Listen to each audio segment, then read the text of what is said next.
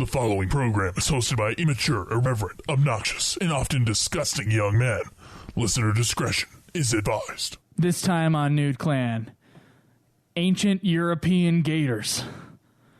Apparently they exist. Shall we play a game?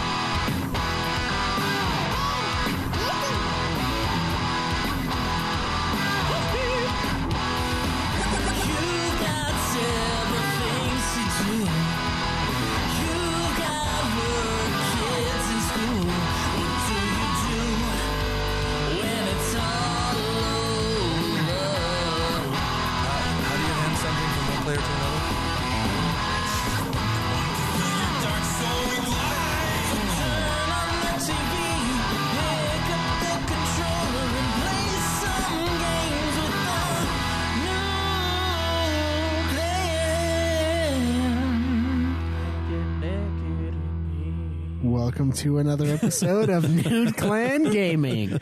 I am your host, Caleb. Who was that? I don't know. Who was that? Why do you guys torture me? I don't know what you're talking about. I don't know what's going on. The audience has no idea what I'm talking about either. But there is 10 seconds of silence of track so that we can remove the noise audio and post. That's what happens, okay? So we all have to sit here for 10 seconds awkwardly, and someone made a fucking popping noise right before starting. That motherfucker is dead as soon as I find out who it is. I think he's alive and well.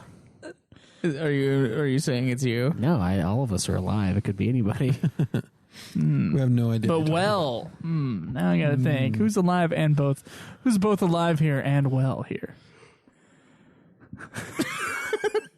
Well, I don't know. But today we are going to be doing our I am review. Joe. And I'm Caleb Craig. And this is Cameron. And today we're going to be doing our review of Far Cry Primal, our group mega game. Yes. We'll have one of these every Once in a while. Yeah. Every scheduled few weeks. Is this like episode 14 or? I think it is, isn't it? It's every 15 episodes. Oh, it's 15? Okay. No. Well, sweet. Yeah, so this is our first time doing a big time review. We're just every gonna 16, sorry. We're just gonna take our scores and divide everything by 400. So we're gonna do everything out of 10 like we normally do for a regular Nude Clan review. So Okay. pretty excited for that. But before we get into any of the nitty gritty, what have you guys been playing? I have been playing. Actually, I didn't play any Dirge servers this week, but I played some last week. Played Far Cry Primal, of course. That's all I had time to play this week, except for last night. I actually got some free time and watched a movie from start to finish, which was nice. What movie? It was What We Do in the Shadows, and it was fucking hilarious. And then following that, I was like itching, dude. I was itching for a sim game, so I bought The Sims 3. Oh, nice. On Steam, and I played like 2 hours worth of it. Oh, really? Late into the night. Yeah, How was that? I enjoyed it. It's The Sims, and it's great. I've heard The Sims 4 is like not that great, so I decided to go for Sims 3. But you know, yeah. I enjoyed the little I played last night. Fancy. Nice. What about you, Craig? I've just been playing Far Cry Primal. Yeah, That's it. That's just all I've That's been it this week, huh? Yeah. Did you get the platinum yet, or how close No, are you? I am like 7 trophies away from the plan. Oh, okay. Yeah, that's all I've been playing too. And no, I haven't platinumed. Oh my god! All right, so I I played Primal for actually I haven't played Primal at all this week. I beat it and I just stopped playing it. So I got the platinum and I am done. But other than that, I've played Dirge of Cerberus, and I also have just been watching movies this week. I've watched like 4 of them, which is a lot You for me. fuckface. And I think Joe hasn't seen. He's seen one of them. You saw the first Hunger Games movie, and that's the only one that I've seen recently that you have also. Wait, what were they? No, my Clerks and Hunger Games you've seen. Okay. You haven't seen The Day the Earth Stood Still or the Babadook. No, I have not seen the Babadookie. Sorry. Yeah. Had you never seen Clerks before? No, I hadn't. Oh. It was pretty funny. Yeah, I really enjoy Clerks. Yeah, it's some great stuff in there. The dude like trying to Talking about the guy who like broke his neck trying to suck his own cock. Oh wait, I think He just I died there. I with his think balls on his lips and everything. You think you might have seen half the No. movie, Cameron? I did not see that movie. Because Cameron, okay, so last night I was like, Cameron's like, we should do something, we should watch a movie. I'm like, I actually kind of wanted to play video games because I was like, I just want to relax and play a video game that I pick. that's what I wanted to do. And then Cameron was like, we should watch a movie, and I was like, yeah, we should watch a movie. It took you like an hour to decide it was time to watch a movie. Whatever, man. It was like 9:30, right? Yeah, but When we if start- you had said let's watch a movie, 9:30, and the movie was like 85 minutes long. And so we chose What We Do in the Shadows. Cameron left 10 minutes before the movie ended. Really? Yeah. I got tired. I had no Yeah, idea. that's what he it does. was. He just starts movies and never finishes them. If you had started it when I asked you to start it, it would have been finished. Why do I have to start? Because you're the one with all the movies you have to go through because you've already seen so many of them, and I have no idea what you want to watch next. So I wanted to watch. Are you outdoing Craig now on Rotten Tomatoes? If I were to plug in all my scores, I probably would be. I haven't plugged in movies in a long time. Yeah. So why not? I don't know. I just haven't. Yeah. Fuck. I've been using my Twitter to keep track, and then at the end of the year, I'll go in, pop them all in. That's what I did last year. The last few months, I started popping in the ratings. That's a lot easier to just do it when you watch it, I think. But That's true, but I have to like write a tweet for it, and then at that point, I'm like, don't want to go on Rotten Tomatoes. yeah, too but much I mean, if you're going to give it an honest rating, you should do it right after you watch it. Trying to recall it. Yeah, you're right. I'm not But- saying you're wrong, but I don't even think about the rating system as much as it is just a list of. It's a hog status list. That's what it is. It's like, how many movies have I seen? Yeah, so you just look at the number rather than the ratings. Oh yeah, or I'll just scroll through and go like, oh yeah, I remember seeing that. All right. That was great. Yeah. That's kind of how Caleb's trophies look too. There's just But a ton of games, but not very many in each game. But has it just been Dirge of Cerberus for you this week? Um. You played some Star Wars, didn't you? Oh no, I did play Battlefront. Yeah, that's right. I played some of that. It was fun. I've gone through and done a few of the daily challenges. They have like a daily thing that you can do. Obviously, 24-hour refresh, and it's like a little challenge that gives you a bonus XP. I'm trying to get a trophy for knocking those out. I got one for completing all of the main story missions. Main story, I say with air quotes. But There's no central story. yeah, missions. it's just killing really. And so I went through the last 3 or 4 I had on that, and picked that one up. And then the rest of them are the pain in the dick ones that Cameron and I are going to have to just grind out. Those fucking hard difficulty and master difficulty ones. Yep.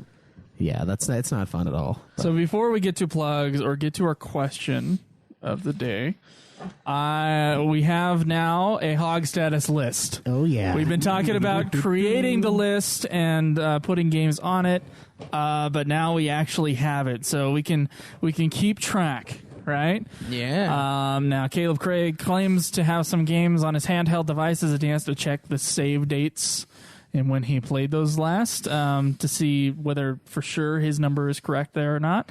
Shit memory. But for the rest of us, I think we have all the games down that we have. Caleb Craig is ahead with 8 games having been beat in the year of 2016. Now, when we say beat, we don't include DLC. It's just campaigns for the games. Yeah, just the main story of the game. And you can replay a game and you can finish a game from a previous year. Yeah, it's just within the year. Yeah. It can't be a same game 2 times in a year. No. That would count. Yeah. No. only once. Only once. There shall be only one. Yes. There can be only one. Caleb Schweiss is behind by 1 with 7 games. I have 6 games and Cameron has 4 games. 4 games. So, in case you want to keep track, I mean, Caleb Craig, Destiny, Game Dev Tycoon, Far Cry Primal, The Order 1886, Ico, God of War, what does COO mean? Chains of Olympus. Chains of Olympus, Diablo 3, and Broforce. Yeah. Caleb Schweiss has Diablo, Fable, Crisis Core, After Years, Far Cry Primal, Destiny, and Ico. Cameron has Fallout 4, Destiny, Far Cry Primal, and Fable. You'll notice that Caleb Craig does not have Fallout 4 on his list because he actually beat the game in mid-December before the podcast started. Nice. And Literally then right before. I have all the games I played for Nude Clan and Ultimate Final Fantasy, so Diablo, Fable, Game Dev Tycoon, Crisis Core, Primal, and After Years. All right, so Nice. it's Craig, me, you, Cameron. Yes. All right, sweet. Yes. We'll probably do the this. hog status is on. Well, we know, Joe, Dun, dun. that I'm going to one-up you here during the summer pretty quickly, so. Are you? Yep. Are you sure? Yes, I Cameron? am, because Joe's going to be gone for a long time. No, that's Only a true. month. I'll be gone for a month. That's 2 games. Have that. It might If be like Cam 3 does games, nothing but yeah. else but game, then yeah, you could probably. I'm not saying you can't catch up, Cameron. I'm not saying that. I'm just saying, know thyself. Well, sweet. Thank you for listening to our awesome new segment. The hog. Yeah, the hog. Join us next time for the hog V2. We'd like to state to the audience, he did not tell us he was going to do that. That was No, a surprise to us. How often do you think we should do this? Should we do it during this chunk? I think we should Maybe once every couple months? maybe every game review. Every game review? Yeah. So like Say where the hog status is at. How about, okay. how about We don't do have it- to list every game every time, dude, but dude. the new How about ones. do it every like big game like We this? treat it like a that was only like twice a year though. We treat it like the caucuses, okay? We have like Caleb went up 1 point, Joe was down a point in the polls, like the primaries that are going on. So Cameron's at -4. I'm at -2. Caleb Schweiss is at -1, and Caleb is ahead. Sweet. Okay. Okay. All right. Caleb Craig. Sorry. All right. So some quick plugs before we get to our question. You can go to facebook.com and like our page at facebook.com/Nude Clan Podcast. That's NEWD for Facebook anyway. You can go to twitch.tv/Nude Clan Gaming. See all of us. Right, Cameron? Dun, dun. Yep. See all of us stream our games live. Oh yeah. You can also go to Nude Clan Podcast, or you can email us at nudeclanpodcast@gmail.com. And you can go to nudeclan.net, which will take you over to the Ultimate Final Fantasy forums.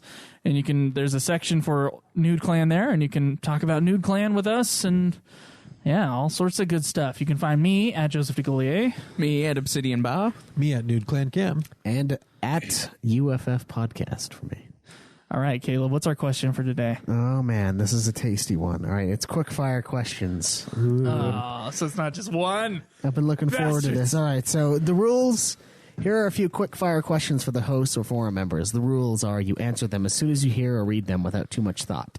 That should be easy for a couple of you. Very nice. If you find it difficult to come up with a concrete answer, Penis. just say the first thing that comes in your head. Joe's answer for everything is just penis. All right, the questions. He's the kind of kid who would draw those in his Yeah. Sorry, do we have an order? notebook. He did last episode. He was drawing dicks. Yep. like all over the page. Lies and slander. Dude, And the song he made us all listen to before the show started. Yeah, it's on his mind. Yeah. dick is big. Yeah, so I think we should start with Cameron and then move that way and then come to me. Okay, that's so it gives you right. plenty of time to think. Yeah, that's fine. All right, All right. Cameron. No. So we have to. So I start. Why with the are we first going question. reverse? Caleb's the second question. He's the third Yeah, we question. could do You're that. the fourth. Okay. All right. Cameron, what's your favorite video game? Fallout 3. Caleb. Video game. Yes. Final Fantasy Tactics. Oh shit! Metal Gear Solid 3 popped in my head first, but I don't believe it. You don't believe it? I don't believe that that's my favorite video game, but it popped in my head first. All right, I'm going to say FF7. It's a safe one. Caleb. Was that what popped into your head first? Yeah, it's one. Okay. It's up there for sure. Caleb, what is your favorite video game console? PS2. Shit. PS2 also. PS2. PS4. Okay. Joe, what is your favorite video game console controller? Xbox. PS3, Original Xbox. actually. No, wait. PS4. Xbox 360. PS4. Okay. For me, what is my favorite movie? Oh, shit. The Godfather Part 2. Yeah. Favorite movie, Cameron. Really? Yeah. Nothing comes to mind. I hate this question. There's so many good What's your movies. favorite 5/6 of a movie. Cameron, nothing came to mind. Nothing came to mind. There was not a single movie that popped in your head. Actually, Zootopia is the one that Okay, comes to my Zootopia mind. is Cameron's favorite movie. Okay. Seventh Samurai actually popped in my head first, so I'm going to go with that. Oh, that's a good movie Crouching too. Tiger, See? Hidden Dragon. All right, Cameron, what is your favorite book? Oh, geez, another one. I really like Fuck this. Can you go series, or is it just... It Tom just Clancy says book. series. God damn it. Jack Ryan stuff? Yeah. Cameron, it is the first thing that pops in your head. Oh, there's nothing. There's not a There's single nothing book. in his head. It says I can think of Tom Clancy. That's the only thing that's coming to my All right, head. Tom as my Clancy's favorite. his favorite book. It's by a ton of autobiography. authors. There's a ton of different authors with really weird names that write Tom Clancy. Rainbow Sykes. Yeah, what? Tom Who is this Clancy. Rainbow Sykes? He is damn good. The Jack Ryan series is what I love. All right. All right, the first actual just novel that popped in my head was Redemption of Athalas, so I'm going to go with that That kind of was there, but that's Fucking- definitely not my favorite. Not at all. Harry Potter and the Deathly Hallows. What is your favorite? That's the first thing that popped in my head. It's one of my favorites. I'm going to go either... Oh, fuck. No, the first one that popped into my head was a... shit. It's either... Utter brutal honesty. I know some people in this room have problems with that. Well, I'm going to probably go with The Stand. I really like that book. Okay. And then the next one is book 3 of Game of Thrones series. The Stand that disappeared. Is that the Crow one or? No, that's the Swords. It's like a Field of Swords or something like that. Okay. It's been a while since I read it, but it's where everything good happens. It's season 3 and 4 of the show. Nice. I still need to get you that book back. The Stand. Yeah, do you have it? No, I have no idea where it's Okay. at. All right, Caleb, favorite song and album? Favorite song is probably What You Woman. Favorite album is probably Best of Foreigner. Okay, that doesn't count. All right, Fuck Joe. you. One by Metallica and Justice for All, the album. Okay, I'm going to go one by Metallica as well. Master of Puppets. I have to go one by Metallica as well. What the fuck? I had no idea this would happen. Is that just what popped in your head first? It's what Oh, okay. I'm like, okay, Metallica is the only thing coming ahead, and then one is like one. No, think more, diversity. Okay, what's your favorite album? First one that popped in. You had to think of I an don't album think in of there. album names when I look at my music. Gosh, I'm trying. I really like. Oh, come on. I can't even remember the name of it, but it's in my head. I don't feel like we're playing this game right. I don't No, think so either. Cameron can't answer a question. Is it a Foo Because- Fighters album? So Foo Fighters, they have been my favorite for a long time, but that's not what first popped in my head. But if I were to pick a favorite album, it would be Pretender. Okay. Okay. No, Echo, Silence, Patience, Grace. Sorry. Which one popped in your head first? Well, the name of the album is Echoes and Silence, Patience, Grace. Oh, but it has Pretender on. Is the first song. Okay. Yeah. That's a pretty new one, isn't it? Yeah, Relatively. sort of. Relatively. They're kind of a new band, though, relatively. compared to Metallica new. Yeah. All right, Well, Metallica hasn't even put out an album by the time that Foo Fighters album came out, right? I remember the single for Pretender coming out. That was like high school. That was high school, yeah. Yeah. That was after Metallica's latest album. all right, Caleb, Nintendo, Sony, or Microsoft? Sony. Joe. Sony. Sony again. Sony. Joe, if you had to move to another country, where would you like to live? I thought Japan first, and that's not. That may or may not be accurate, because then I also thought Canada right after. I'd say probably Canada. It's basically the same thing. Okay. So the first country that popped in my head was Estonia, just because it's just I've lived there, and that's probably not where I want to go though.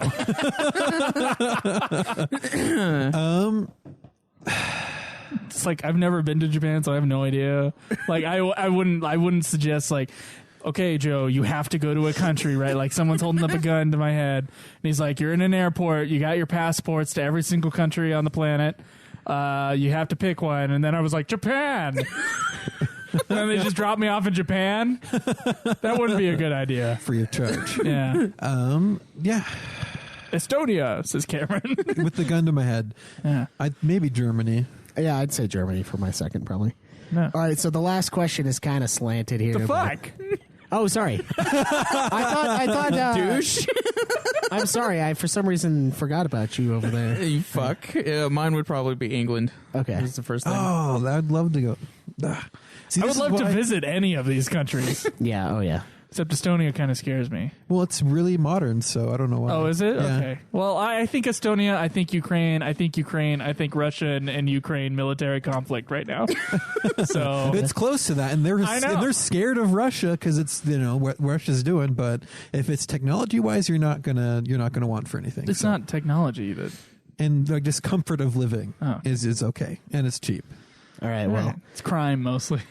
I'm gonna Russian. rescind my first response to this 10th question. I'm gonna let you guys go first, and then I'll explain why. All right. So the 10th one is. You can't rescind your answer. I'll It's what answer- first pops He'll in your tell head. us what popped in his head. I can see it, so I know why. Caleb or Cameron, I'll go with you first. Why am I the best host? Oh That's the my 10th God. question here.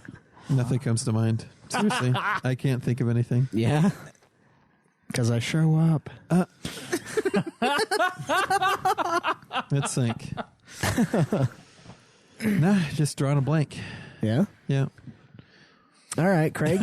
Well, I don't believe you are, but if I had to make a choice, then it would be because of your name. Yeah. Is it best host for Ultima or best host for Nude Clan? This is Nude Clan. Oh, you're These not. are nude questions. Yeah, you're not, dude.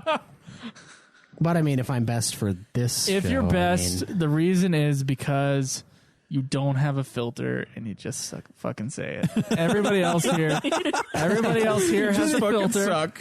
I thought he was going to say suck dick. yeah, Everybody I thought so too. Everybody else is usually more correct than you, but less funny, and that's like you are the better. I Yeah, wouldn't I'd say you agree to guys are that. more correct. You're wrong all the time. I'm not saying I'm wrong, not wrong all the time. That's not what I'm. What do you mean correct? Like politically correct? I just mean like you step on your words a lot. What do you and mean? We don't do that as much. Step. He on my says you're the words. Trump of the group. That's You are why. the Trump of the group, Caleb. And that's why you appeal to And the thus you're uneducated masses. very entertaining. Caleb wants to build a wall. Yeah, He Wanna did make build Joe a wall. pay for it. Remember the wall you were talking you build in your bed against Oh, Liz? yeah, that's so you right. have experience in wall building. I do, yeah. So I guess I better like explain that. So what I would do, I had a really crappy girlfriend before, right? And I would, I just subconsciously, I would like put the pillow sideways, like sticking up, and like put it in between her and me, so that she wouldn't touch me because I got super hot when I sleep. So I'm getting kind of fat, and I'm a, sort of a hairy dude. So I'd get really overheated, and I wouldn't want her touching me. So I like build this wall. And I remember one night I was building the wall, like I was in a haze of almost awake, almost asleep, and I start putting the wall up, and she like grabs the pillow and like throws it across the room. And she's like, "Stop it with the wall!" And I just started busting out laughing, like because that woke me up, and I just couldn't get over it. It was hilarious. I really enjoyed it.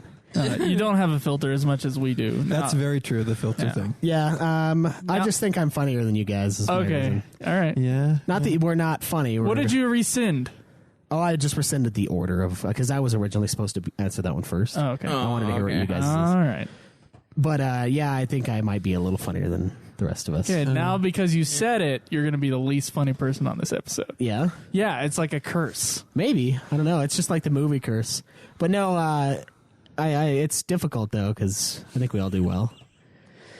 And do you guys want to read other people's responses? Yeah. All right, so Jake says, Chrono Trigger, seriously it is. PS2, DualShock 4, just bought it for the PS3 and he loves it. Memento, Lord of the Rings, Return of the King, Bohemian Rhapsody, and Illmatic, Chicken Alfredo, Sony, Portugal, and because it is helpful to encourage the... Alfredo, did we have a food question that we skipped? Oh my god, we skipped a food one. Yeah, we skipped the jeez. food. Okay, what's your favorite food? Pizza. Pizza. Is what I said Hamburgers. stupidly because I don't mean it. You just think the first thing that comes to my head is not the first thing I mean. It's just an image. Yeah. Let's see. Favorite food ever? Probably like a nice cold cut sandwich. Those are pretty good. I'm thinking like a an American sushi roll at California. Oh no, Those are pretty good. I'm thinking of the California roll. Alaskan maki maki over at Wasabi. So good, so good. All right, so Pixel Edged actually answered his own question. He says Half-Life 2, PS1, PS2, Seven Samurai, Snow Crash, The Pretender, and Steal This Album. Man, this guy's like us. Beef Steak, Sony, Iceland, and because he brings out the best in everyone around him. I don't think that's true at all, but we'll go. No. I like Often to- stumped. I like to bring out the worst in everyone. All right, so here's Chocobo Chica's answers. Don't have a favorite game. I have a favorite series. Backwards compatible PS3, PS1 analog. The Fountain. I know one of the hosts. Jesus hates Christ! It's We Joe. know who it is. The Name of the Wind. Did My Time by Korn and Follow the Leader. I did my turn. Peanut butter, jerky, chocolate, sushi, chorizo, pickles, all of the food, all of it. Chocolate sushi? That sounds She was chocolate. listing. She was Chocolate. listing. It's separate. yeah, it's all Yeah. separate. But if that was Chocolate, together, comma. that would just be awful. Chocolate, comma, sushi. Sony. Chica likes it weird. Sony less than 3, Portugal, and because Joe never added me on PSN. I did add her recently because she said that. And my notifications are off, so sometimes it takes a little while for me to get things to pop up.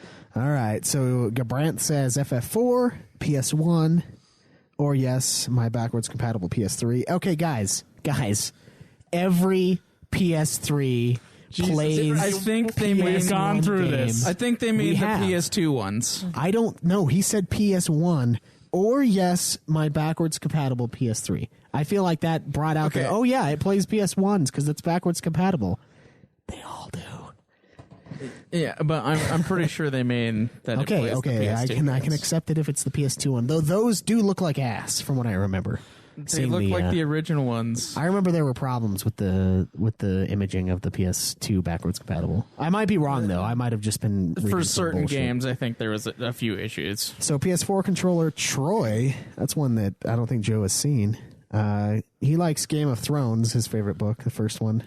Don't Forget Me, RHCP, Stadium Arcadium, Red Hot Chili Peppers for both of them. I hated that fucking one of the singles off of that album. California?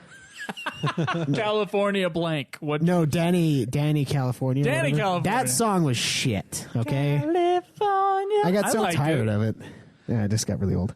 So he says, bulgogi, kimchi, rice, and seaweed, Korean.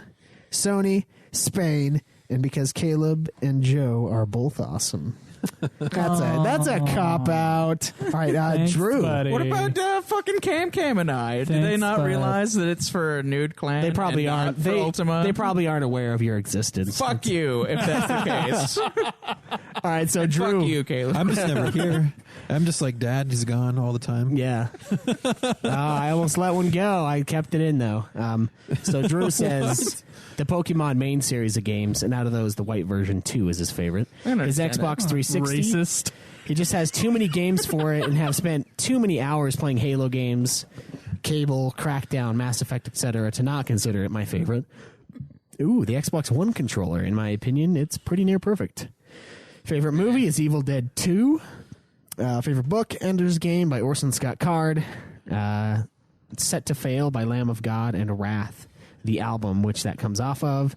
Mac and Cheese, Nintendo, Austria, because I already speak German and it is gorgeous there. And 10, because Caleb speaks Yeah. his mind and is in general just a badass. Ha ha ha. Also, he said he knew these forums would be full of a bunch of Sony ponies. Due to the main focus of all the content here being FF, I do wish to purchase a PS4 and a Wii U in addition to my Xbone eventually. So is this a Nude Clan listener? This is Drew. Yeah. Oh, this is Drew. I was like, yes! Someone who didn't come from Ultima. He did. Well, he didn't technically. He came from Godzilla. So, oh my God, your answer is different, Joe.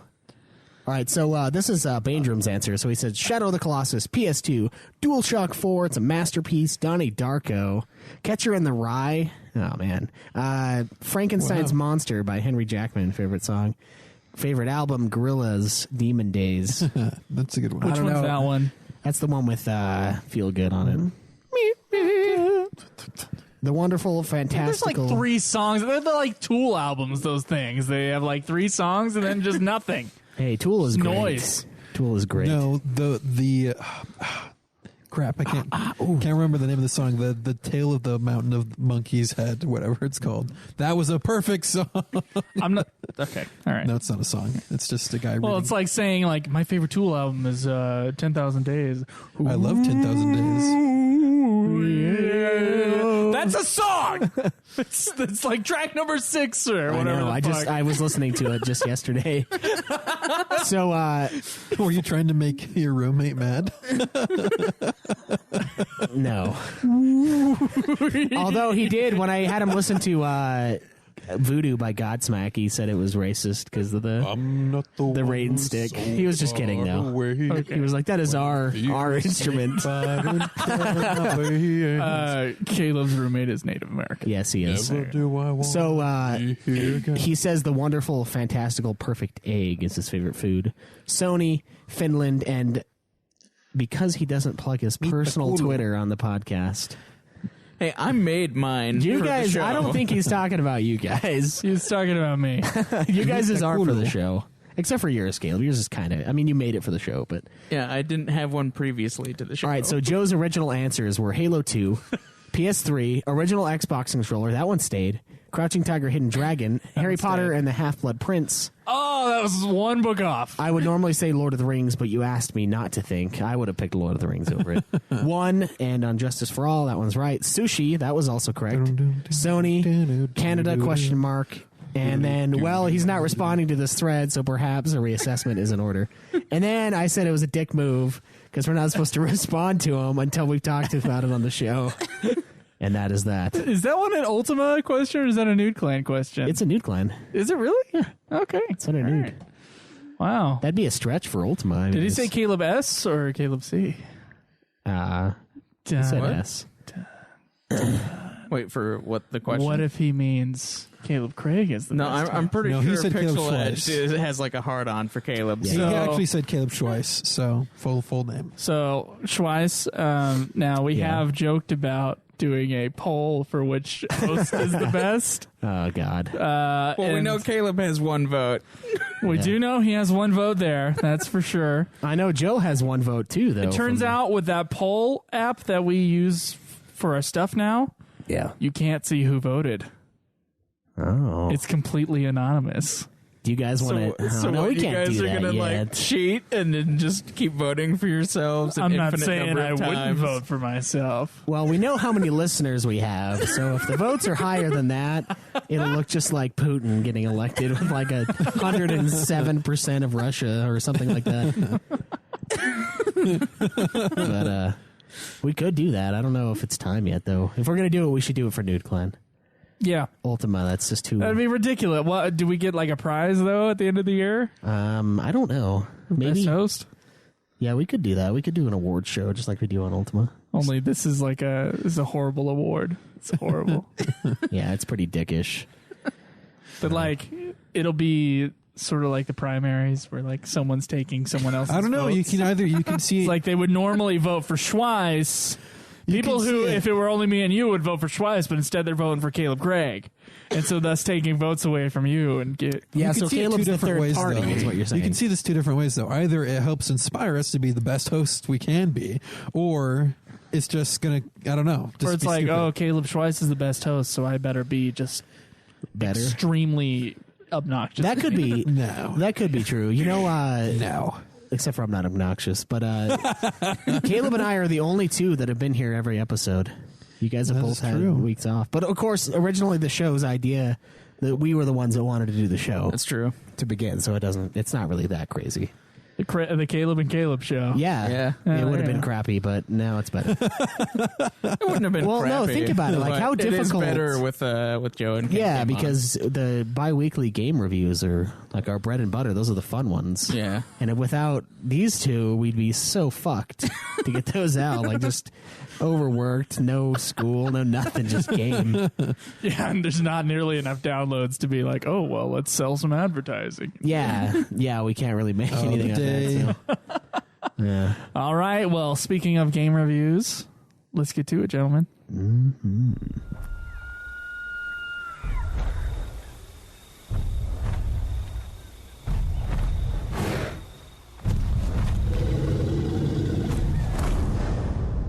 Mas brashtar, Wenja.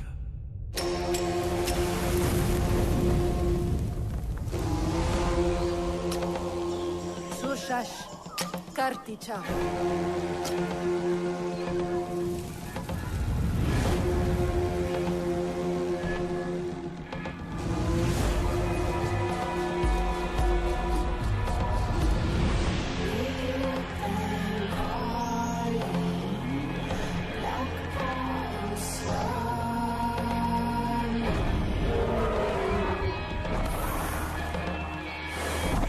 Tushina gwash, Saiwakat.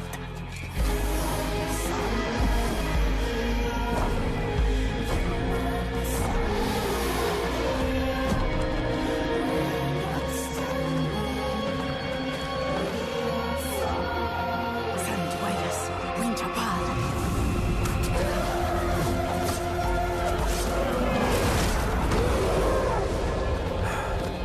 Suwan brashtar.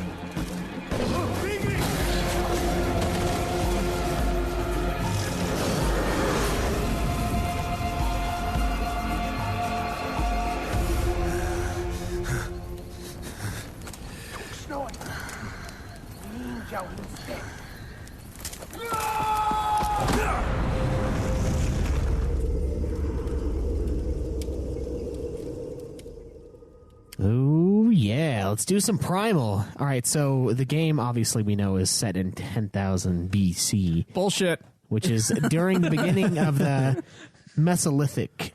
And it takes place in Oros, which is Central Europe, apparently.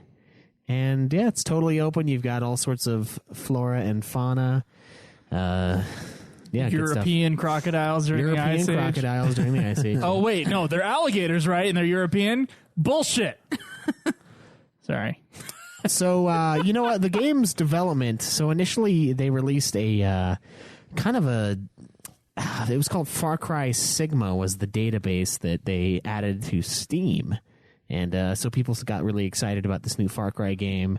And then they finally announced that it was going to be Far Cry Primal. And then they released it. There's really like nothing on development other than the fact that they had this code name out there. And they went through and they just released the game. You just made it like a regular Far Cry game for them? Essentially, and in actuality, they just copied a lot of stuff from previous Far Cries, which you know, they did. Since it's a good system, I can see, and it's not like most people will berate Assassin's Creed for that, except for the most recent one that didn't fucking work. That's the exception to that. Yeah. So let me ask, what did they take from previous Far Cry games? Does this play exactly like Far Cry 4 or Far Cry 3? Oh yeah, you like- could play Far Cry 3 just after that. It's really similar. It felt like I was doing a boat-only playthrough of Far Cry 4 with easier animals, actually. The spear. Oh yeah, the animals are less vicious in this game. I know they have to because there's so many of them, and there's a vital source for resources. They had to dumb them down just a little bit. I mean, you use them in Far Cry 4, but in Far Cry 4. Man, I hate eagles so much. I hate them. Eagles are douchebags. They're worse in Far Cry 4. Okay, They are so I'll much believe worse. you that it's worse. So what? This is the only Far Cry game I've ever played. Mm-hmm. What have you guys played as far as Far Cry is concerned then?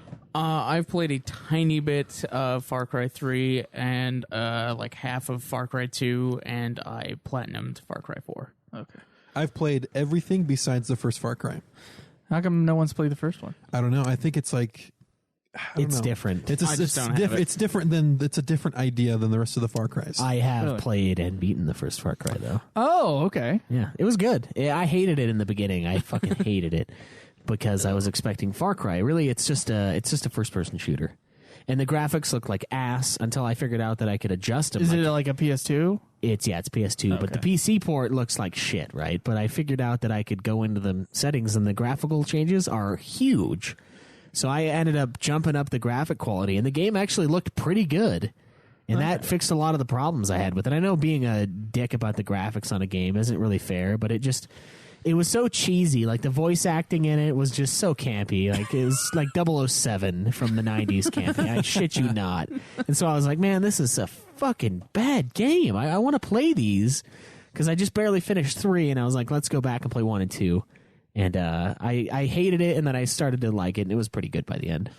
The only thing I've ever seen about Far Cry is you guys, I think, Cameron, when you were at our apartment in Starcrest. Mm-hmm. I was playing Far Cry 3 then. You were playing Far Cry 3, and you would talk about it all the time. And That's I'd be like, I'd roll my eyes and be like, some game I'll never play. Yeah, I actually... I'd go on with my day. Yeah. I actually got Cameron into Far Cry, though, because I had a... Yeah, so the story, he gave me a copy of Far Cry 2 because...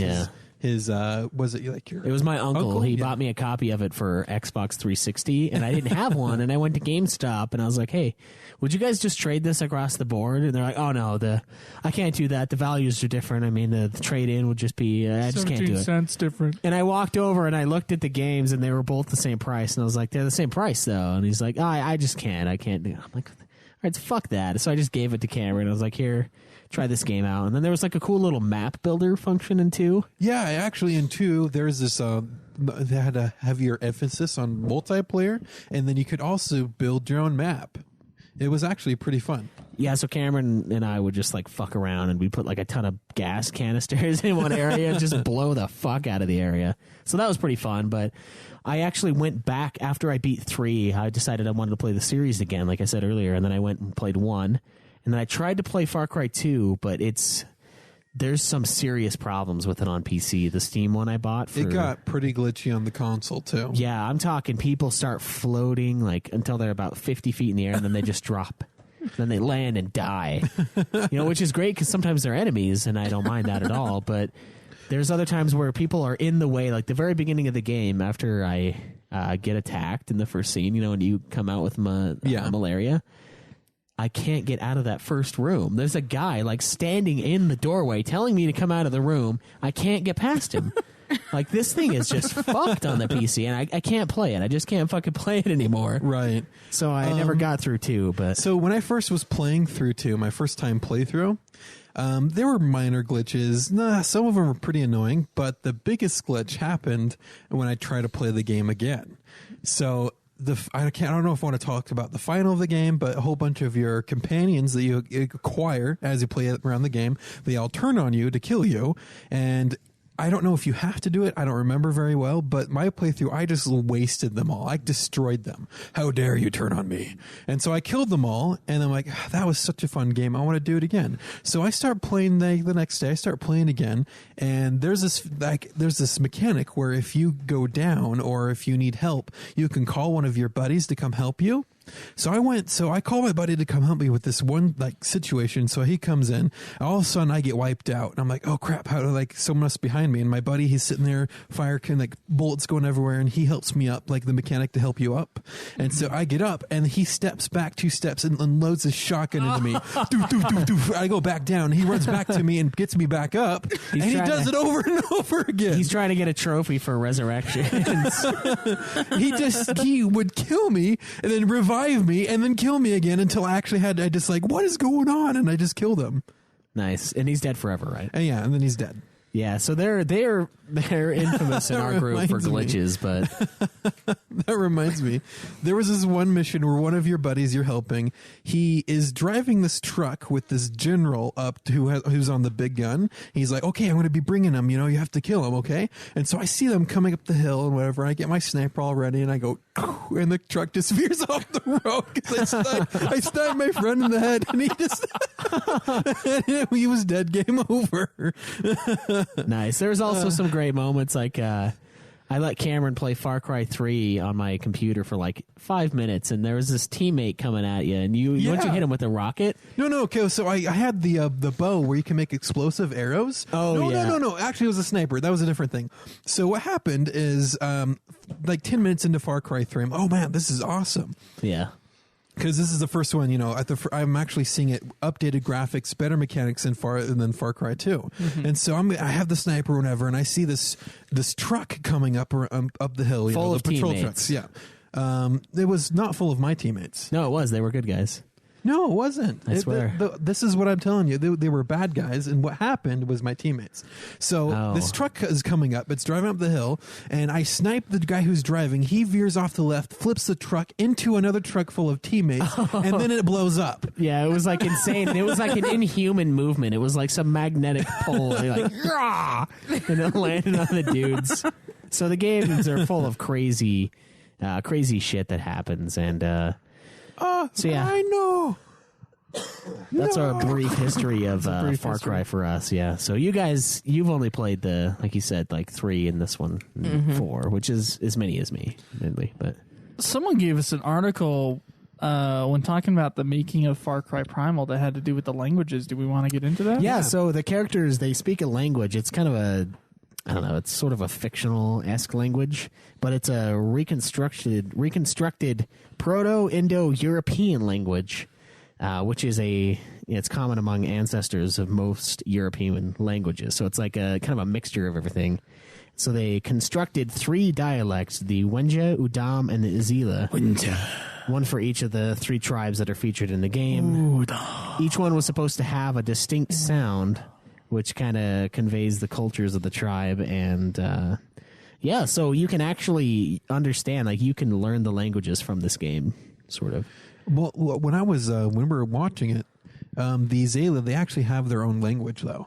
That because when you bring that one guy back to your tribe, he's like, "Hey, what's the Wenja word for that thing?" You know, Well, It's a dialect. Okay. But yeah. when I was reading that article, they said that the language, the Proto-Indo-European language, was like they estimated as being last spoken like 7,000 years ago. Yeah. And they said that the Izila tribe are the more advanced of the people of the Oros region, and so they speak like in its purest form. Whereas like the Udam and the Wenja have like a watered down version that like isn't quite as pure. That's why like the Izila don't quite know the words of the other people, but they can still kind of understand each other. I could believe that. They do seem a little smarter. I mean, they have fire, and that's like a newfangled thing, right? Yeah. To just throw fire. they have fire and they have agriculture. Yeah, they do have agriculture. That's a big movement. It's like very important, obviously. So yeah, I mean, do you guys want to get into the story a little bit? I do want to get into the story, but I feel like I should. There's no place in here where I can talk about the science, the alligators of this thing. Like it doesn't go under story, gameplay, design, sound, music, or It would be replayability. kind of in design. To preface It's this, visual design. the map is trying to fit different types of regions together in That's a what very I- that's what I said earlier, squished yeah. place. It's the land of Oros, right?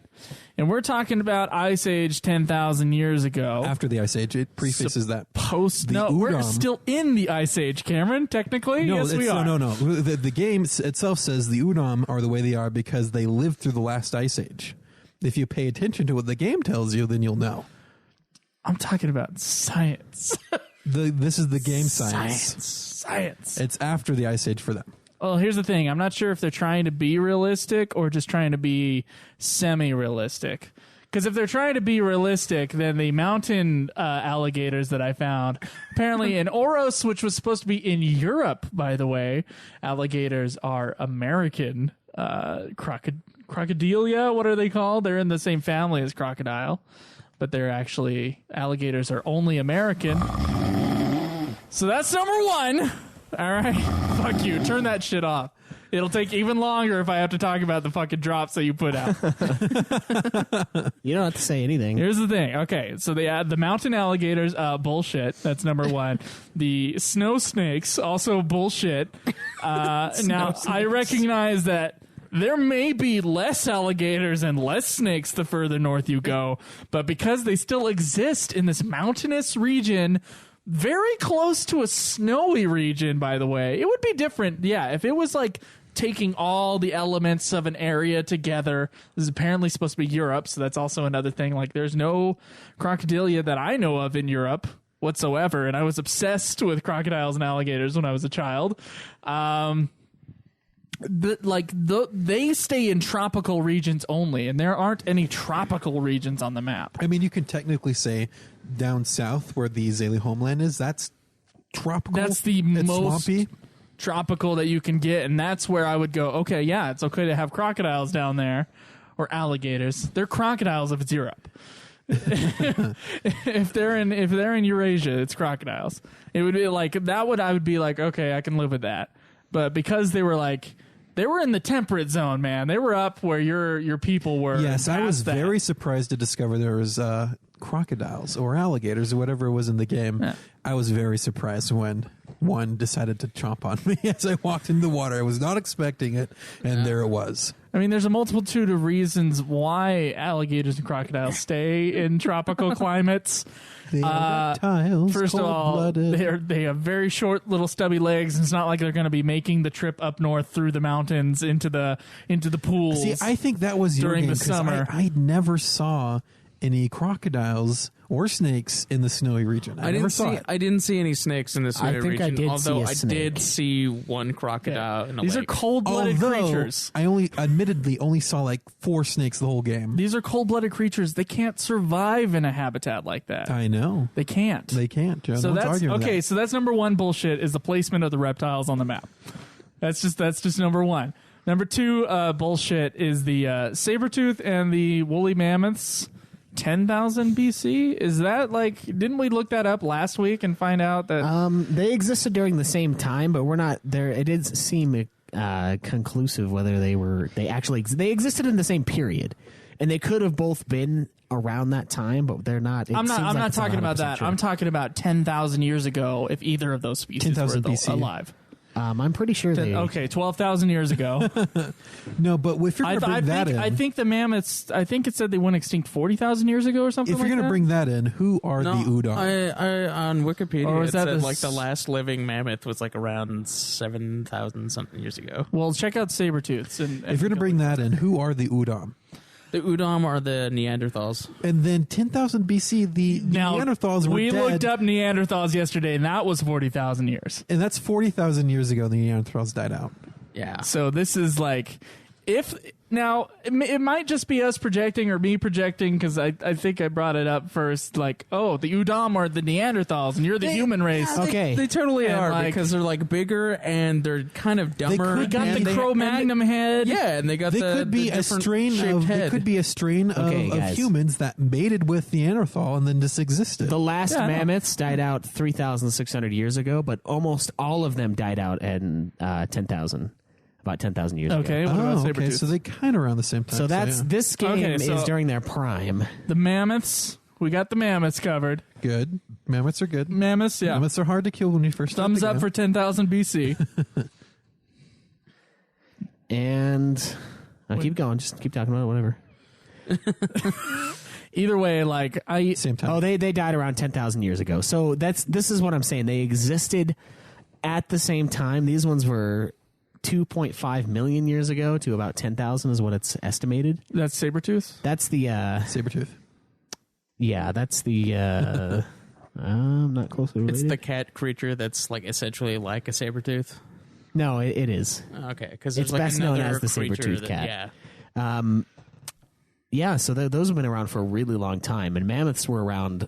It seems like less of a chunk of time, Okay. but they lived longer. So that's why it's like they could have, and it shows that they would have, but I don't know if it would have been quite like it is in the game. Right. I mean, obviously, no one really 100% knows unless you do a lot of carbon dating and you find them in the same areas. Okay, so the mammoths and the saber-tooths at the same time, 10,000 years ago, Could could be, have happened. yeah. Or 12,000 years ago, could have happened. Yep, 10,000 years ago is when these went extinct. But the which is Neanderthal 8,000. went extinct 40,000 years ago. Yep. And about 2% of their DNA lives within us Europeans. And that's it. Like they were wiped off either with disease or a combination of disease and warfare. Which, by the way, the Udam, that's what they are totally. And they got they got the forward head. So I'm thinking the Udam are Neanderthals just by looking at them, right? Yeah. And so to me, that is a very much an inaccuracy if it's 10,000 years Or ago. there could be some random valley in Central Europe that we haven't discovered yet, with remains that we could carbon date back to 10,000 years center ago. of the earth. just to prove the game right. I mean, with these extinctions, these are what we know at the moment to be correct. That's true. But yeah, and the game is a game. It's And fantasy. then again, Well, it could. The game makers might not have thought Neanderthal. They might have just thought prehistoric race. different humans. It doesn't have to be a Neanderthal necessarily. Like It's just different humans fighting each other with different kind of genetic differences. When we look at the Homo tree, the Homo erectus, the Homo blah blah blah, the Homo sapien, it's Homo it's a sapien very- blank. it's a very Yeah. it's Homo a sapien, slow yeah. it's a slow grind, Homo right? sapien. It's a slow burn to get up to where we are now. So it could have been somewhere in between. I mean, they don't look 100% Neanderthal, but they do look pretty. It could have been a Homo sapien who had mated with Neanderthals, and then their line more advanced Neanderthal. Is what Yeah, you're saying? I'm more advanced. so Neanderthal. they're more beyond the European caveman. and we're more African. I mean, because when you think of Neanderthal, you think of basically caveman grunting. How advanced was a Neanderthal compared to what the Udam were? we mated with them prehistorically, right? So they were probably just fine. Yeah, they were. So that's what Cameron's saying is he doesn't think it was I don't know. I mean, you can't. You'd have to ask them to know. for sure what they're 40,000 to thinking. 10,000 years. That's a Yeah, It's a but huge thing. it wasn't like Neanderthal human. Like it was a. That's it's a right. big That's gap, he said. so- There was that. There's the chain. well, they're geographic No, differences. but even then, the Neanderthal isn't in the same chain as Homo sapien. yeah, they are. Homo sapien is where Neanderthal lies. So it's Homo sapien. Okay, yeah. But Sapien is what we are. So there's the what our species developed family was genus developed alongside species. of theirs. It wasn't Neanderthal then us. It was they were our separate race evolving at the same time as we were. yeah. So that's why. Yeah. So whoever the missing link is, there was the human-esque side as it split, and Neanderthal was part of that. There's another thing that's also like a lot of East Asian people have genetics from a different type of human. They have I like think I a saw small this percentage. in this infograph that It's really cool when you look into it, but it's a really complex. I think the Indonesia area has the most Neanderthal still in their genes. You know what I found out?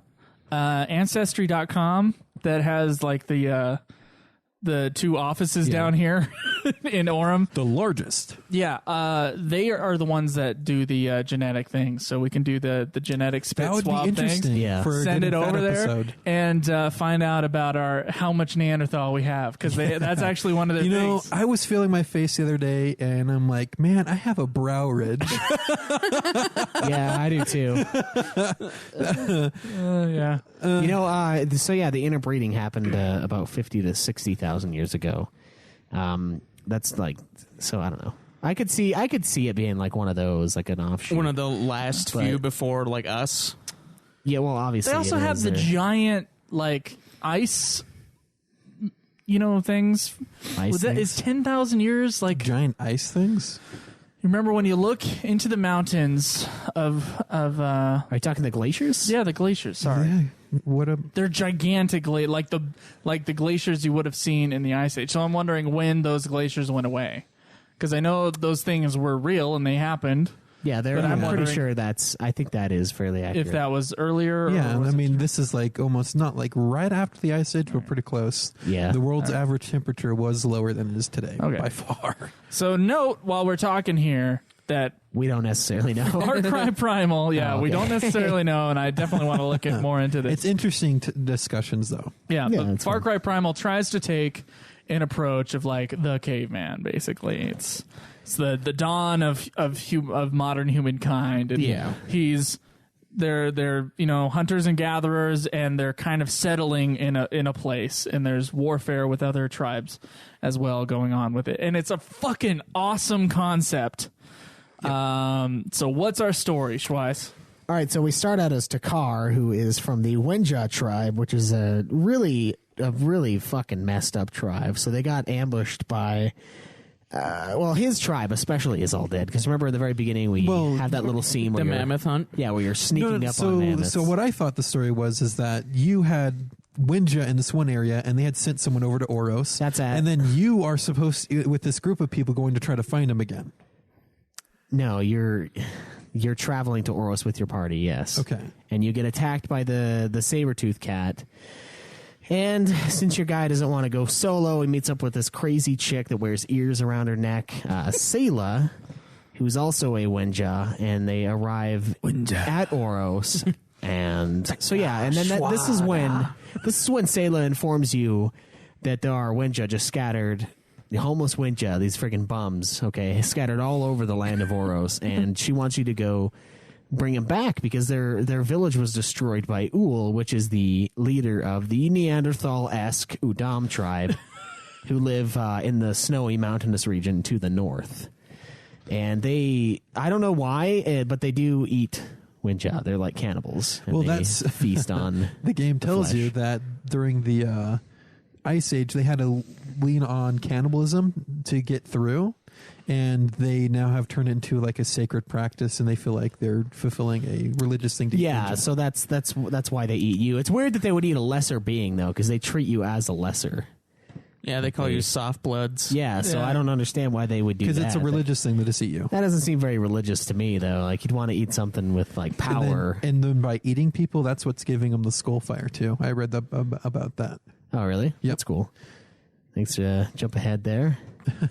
So, you basically just run around and play, the Gatherer, and you find a bunch of people, and you get this awesome shaman character. His name's Tensei. Yeah, Tensei. Who helps you learn one of the game's coolest abilities is taming animals. So you do a mission for him, and he explains that, how the process to tame, which is really easy. You just throw a piece of meat out, they get interested, and then you go up to them and say, He says that Takkar has a really strong spirit, and he's able to tame other strong spirits, and so that's why he's like the beast master. Yeah, is because he tames. Yeah, he sees the creatures of Oros. They come for Beastmaster. Yeah, he sees the ability within you, and then you go through some really trippy sequences where you drink this sick ass blood mixture from his skull. Dude. With the eyeball floating in there drugs, too. Yeah. It's like drugs and alcohol with like a blood base. Yeah, so you just drank that, get super high, do these really cool quests. Awesome. No, I really those like quests them. were really sweet, actually. They do that all the time in Far Cry, though. Yeah, these they do. stoner quests. They're in most of the games. Yeah, Far Cry 4. Yeah, it's like a vision sort of. Yeah, emphasis on it. they're big on it. So once you kind of get everything going, you're doing missions for people. You're finding others. You're out in Oros finding random little rescue Wenja missions, or help them fight off the wild beasts that are shredding them to fucking pieces. You actually get attacked from Ul again. He comes in and starts tearing stuff up. So you get let's see, it's you and then the Jaima chick, the huntress, and then Woga, the guy who pisses on you, The inventor. Yeah, so this guy is one guy you run across. This is when the game has you go. No. Here's what it is. Sorry, guys. Sorry, Jesus. To prepare for this attack that's coming, they want you to go find these specialty characters who have different abilities and traits that they bring along with you. So you do find the huntress, Jaima. She's really good at training you on how to kill animals and unlocking the upgrade tree within your character to advance For like bows those. and stuff and hunting. Yeah, any sort of physical, or most of the physical stuff. The Woga, this is a one-armed dude who helps you craft stuff. And his quest is really fun in the beginning because he takes a piss on you as you're invading his area. Yeah, he thinks you're Udam. Yeah, and then you finally, catch up to him and then tell him that you're not and enlist him to come back to your village, yeah. And then he gives you a fucking grappling hook. Yeah. You find it. Which is crazy. Which You is find made the of grappling hook. fucking metal. Yeah. Well, metal exists. No, I think it was supposed to be bone. No, I not think the it's metal. grappling hook. The grappling hook was like his special thing, and it was clearly not made of bone. He was making one of bone. Yeah, he was gonna offer you one of bone, but then like he saw that you took it. You show him that you have his. I don't think it's special metal. one. I really don't. Dude, he said it was made with like the blood of Oros, which is essentially supposed to be metal. Yeah, what do you do with the What? blood of Oros? You're collecting it, but what do you do with it? You make like the throwing knives and stuff out of them. Yeah. It could be obsidian. It could be some other like gray, black Oh, substance. the advanced throwing knife, the advanced stone shard. Yeah, essentially. I'm saying that. I think the game makers knew enough that they did not make it metal. He insinuates that's like essentially what it is because he says it's stronger than stone. He said that. It's like he said it's way better and it's stronger than stone. It's way better. Yeah, so after... Wait, so what like giant oven did he cook? I don't know. There. He's just a one-armed dude who can work miracles. That's all I know. So then you run into Karush, which is a guy who only has one eye left, and he has a vendetta against the Udam as well because they killed his son in the attack. So he outlived his son, and that's like not cool. So with the help of all of these people, basically you hold off the Udam attack on your village. There's like 40 of them plus that just come in, and I remember that attack, and I remember thinking, "Oh, this is what the game's going to be: is just attacks over and over again. And I'll have to fend them off." Yeah. Luckily, that didn't happen. Yeah, that would've been there kind were of certain annoying. spots where you could do that, like the defend the Wenja missions, Yeah. throughout the map. Yeah, I defend the Wenja, but it wasn't like defend like it wasn't. your homeland. It wasn't a large scale thing. Yeah, yeah. So the reason So, why like, you could take out their outposts, but they wouldn't come in and destroy yours. Yeah, so what Cameron was saying earlier with the Udam, they're eating Wenja flesh to try to save themselves. This is they hope it'll save them from the terminal disease that's wiping them all out. So the Skullfire or whatever that is what's killing them. It's something at CBJ is what it's called. Is its acronym? I think. Yeah, so then you find the Udam commander. The guy's name is Da. He's a nice Russian dude. And the Wenja are basically trying to kill him, and they're trying to drown him. Isn't that what that part is? And you have to go like put the stones in the... well, you go capture the big fort, So Da and is then the commander in a big fort. Oh, that's right. He's that big fucker, and then you bring him back. You take out the fort, and you take him prisoner. And then they try to kill him And then later. he teaches you how to use like this special poison that like they're resistant to. Yeah. That they use against you. Yeah, that was I don't know. That was And kind then of when you bring him there, that's when the Wenja like get mad and try to kill him because you brought him there. Creative way to drown someone too. yeah, that's kind of weird. Huh? It was like this is going to happen eventually sort of situation. We know this cave fills up with water, so let's just tie him down. Yeah, it was kind of weird. got to have- time. It was like an advanced moment Yeah, that's for like fucked up. Takkar to like shove the rocks into the spots the water was coming out of to like dam it up. Well, I mean, this seems to be a means of execution for him. But we do know Takkar is a Pudakai, so Yeah. So, I mean, essentially after this happens, you start hearing about the sun goddess, who is the god of, or the goddess, I guess, of the Azila tribe, which is the one we talked she's about earlier. They call her the sun daughter, Batri. Well, yeah, but they're Batari. Batari? Yeah. Batari is how Tensei says but they actually have a sun goddess, like a god it's, figure. yeah, Suxli. Yes, Suxli or something like that. and they take Wenja slaves again. Everyone hates the Wenja, right? They're just these fucking sheep. Everybody hates the Wenja for some reason, but Well, they're like right in the middle. The Azila and the Udam just don't give a shit about each other. Yeah, No, so they they fight start each other. I've never seen that. They start I have. They capturing. fight each other. They start capturing you I've seen them guys fight each other and too. Really? I doing saw 'em fight. human sacrifices to their god, and essentially you invade their area, rescue the sacrifices, and then you come face to face with the evil bitch Batari, and you steal their sacred mask. Learn that.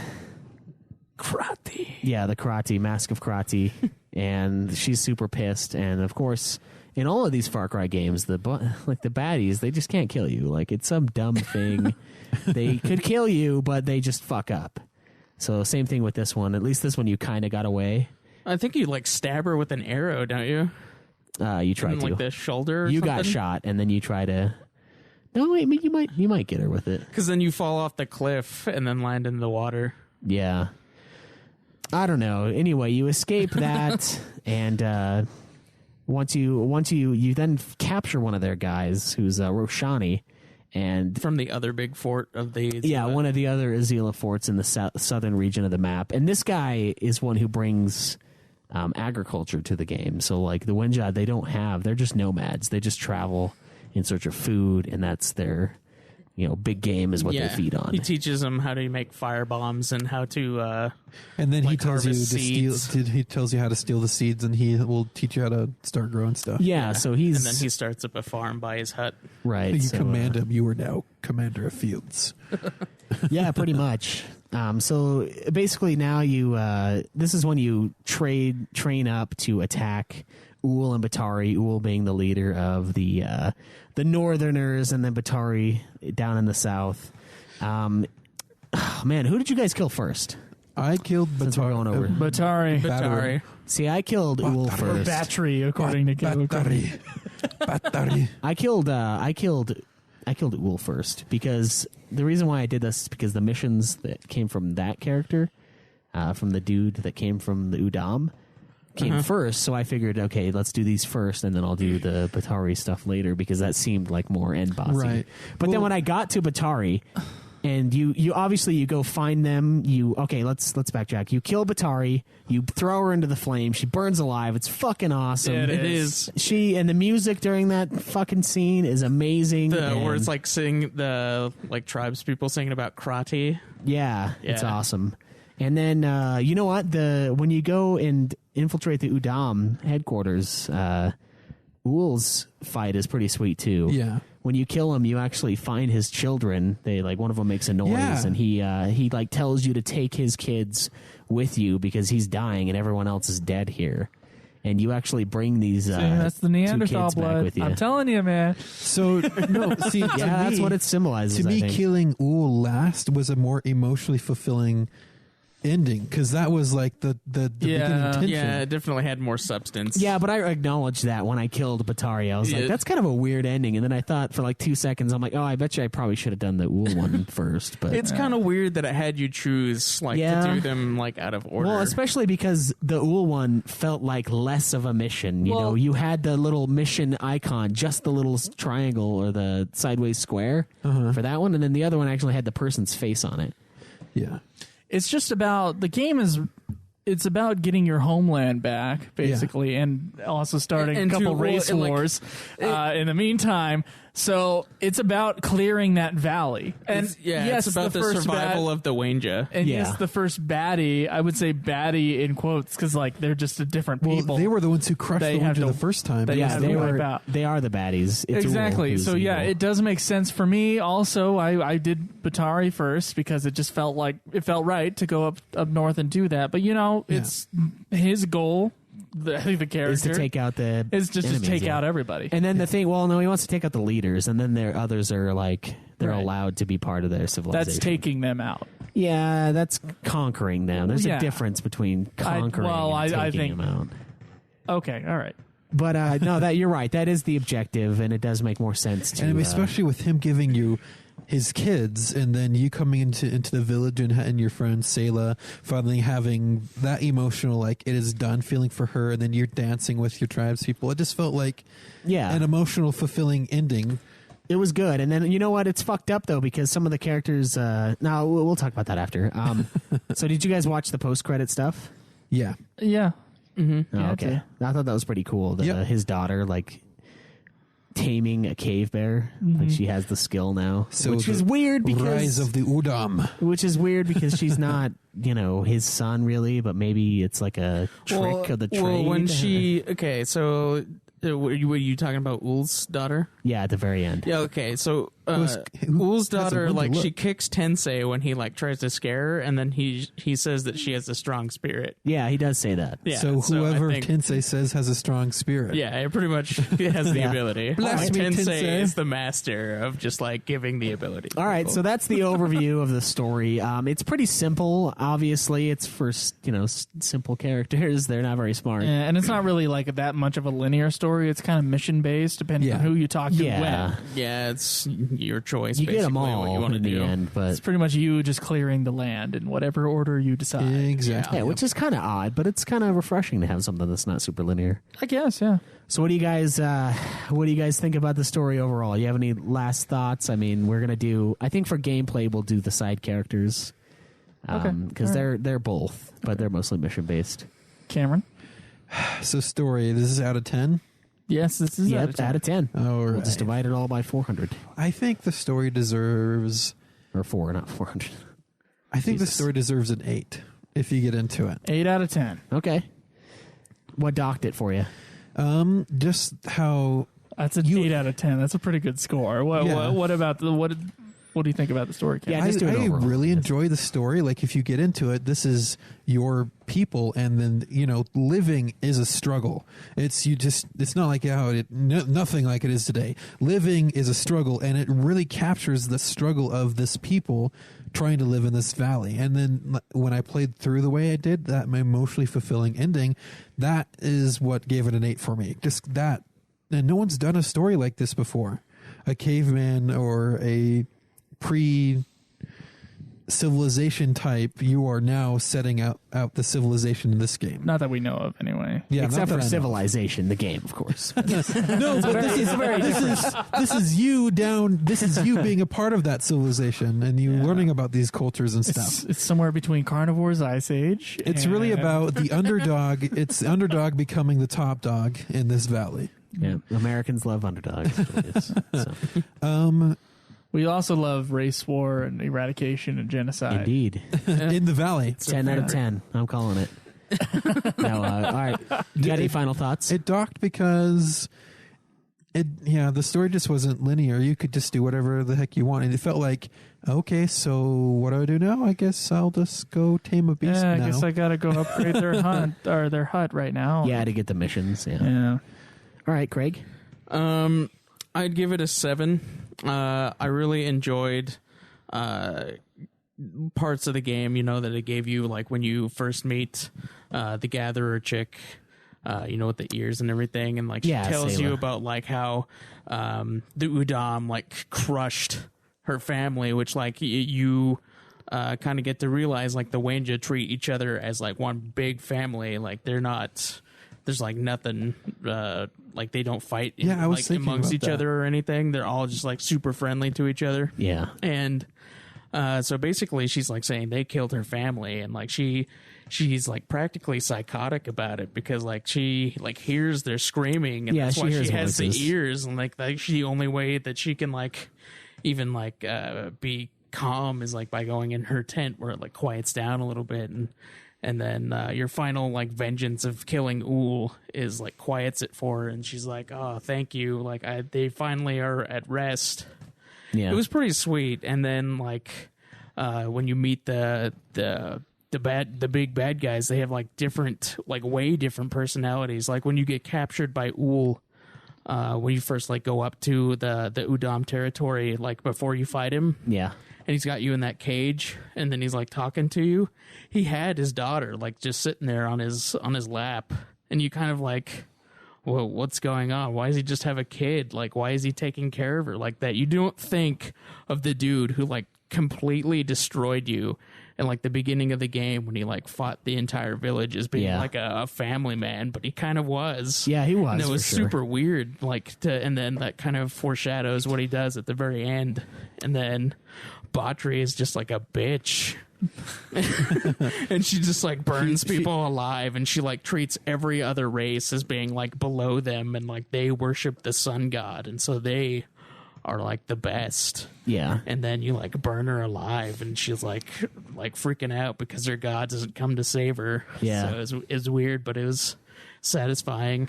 Yeah, that was pretty sweet. Yeah. So I really enjoyed that, but like the lack of like a central kind of story, like where the other ones kind of do. Like the other Far Cry's do. They have that. they have there's still balance it a little bit choices, more. but there is like a main overarching story, and this one kind of felt pick and choose what you want to do. Okay, that's fair. Some people would see that as a plus, but my script editing training says no.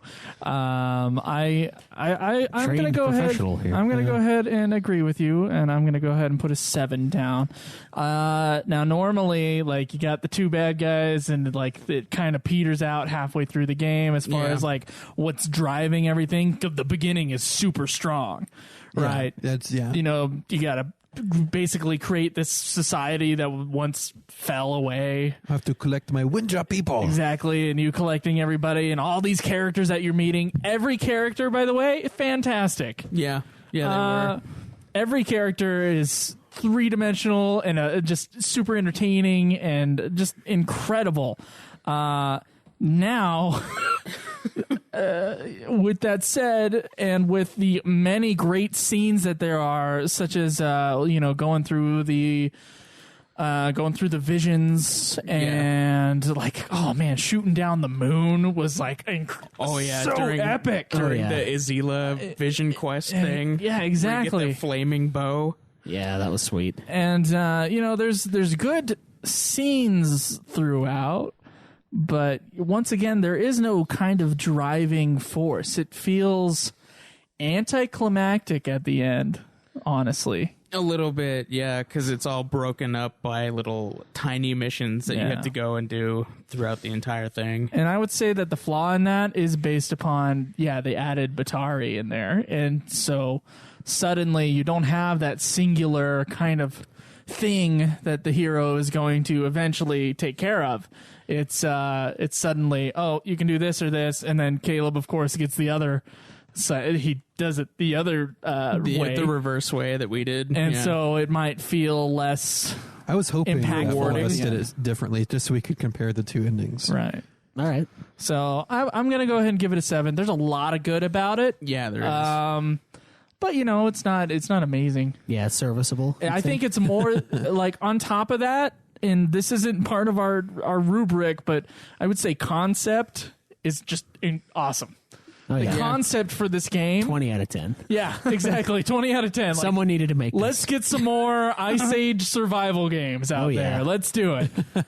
This is like the most amazing concept I've come across. Having not played the Far Cry games, it's just so great. But yeah, the story could have used some work, but there's a lot of good about it too. So 7 out of 10. All right. I'm going to agree with the 7 out of 10, but I'm going to disagree with the layout. I think it was cool how they set it up. And honestly, you're right. The beginning part, the main enemy is the Ool. But then these fire people come in, and you realize that is a bigger threat than the people in the north ever could be.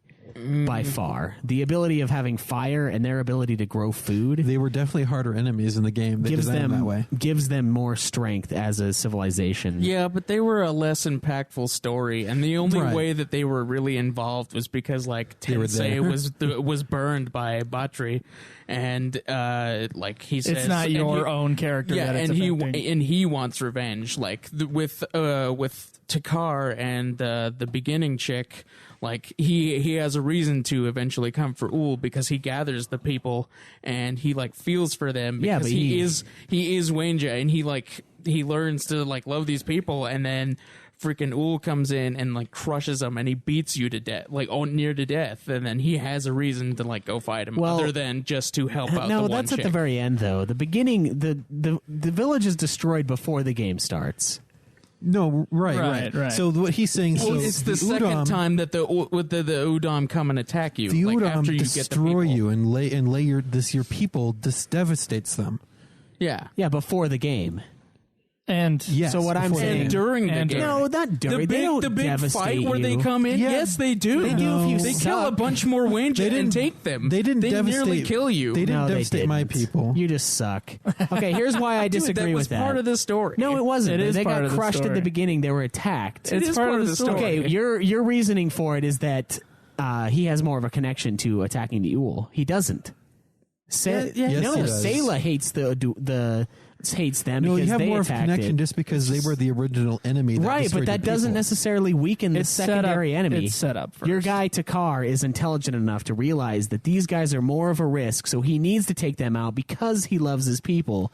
Sayla's no more of a part of a village than Tensei is. They're both villagers that he loves. They're his people. They both got attacked. Yeah, but the Izila come in later, and the reason that they get involved at all is because they That's start like saying- kidnapping Wenja like later in That's the like game. saying it's a good thing that Golbez isn't the bad guy. Let's add in Zero Miss. No, that's not the same thing.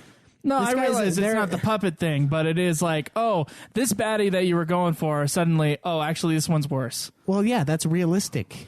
I'm Might is there like one thing that you want To to me- to dismantle in your life, and then nothing ever can be bigger than that? No. No. I'm not saying that. I'm saying it's just story structure wise, it's not very satisfying. To as me, an it audience member. they felt like they were If you do it Azalea that were way. more thrown in. Just add some Yeah, more they felt flavor, thrown in. more interest to the game. They only feel thrown in because you thought the main thing was going to be the other guys, or else They the are other the main guys. thing. They are the or main else the thing, other guys though. would feel thrown in. If It that's the doesn't. case- What I'm saying is, it doesn't matter. Okay. All right. Yeah. Well, I'm not saying that you can't feel that way, and that's fine. Plus, but the fight was way better against Batari. I'm Yeah, it was definitely harder. Disagree with you. The fight against Batari was definitely harder than the fight against. I think it was Nah, it wasn't for me. excellently climactic. Well, I waited until the very end to fight. What's his name? Ul. I waited to the very end to fight him. I had everything, all my. I don't have all the perks, but all the good ones. And so he's slow. He's just like dude.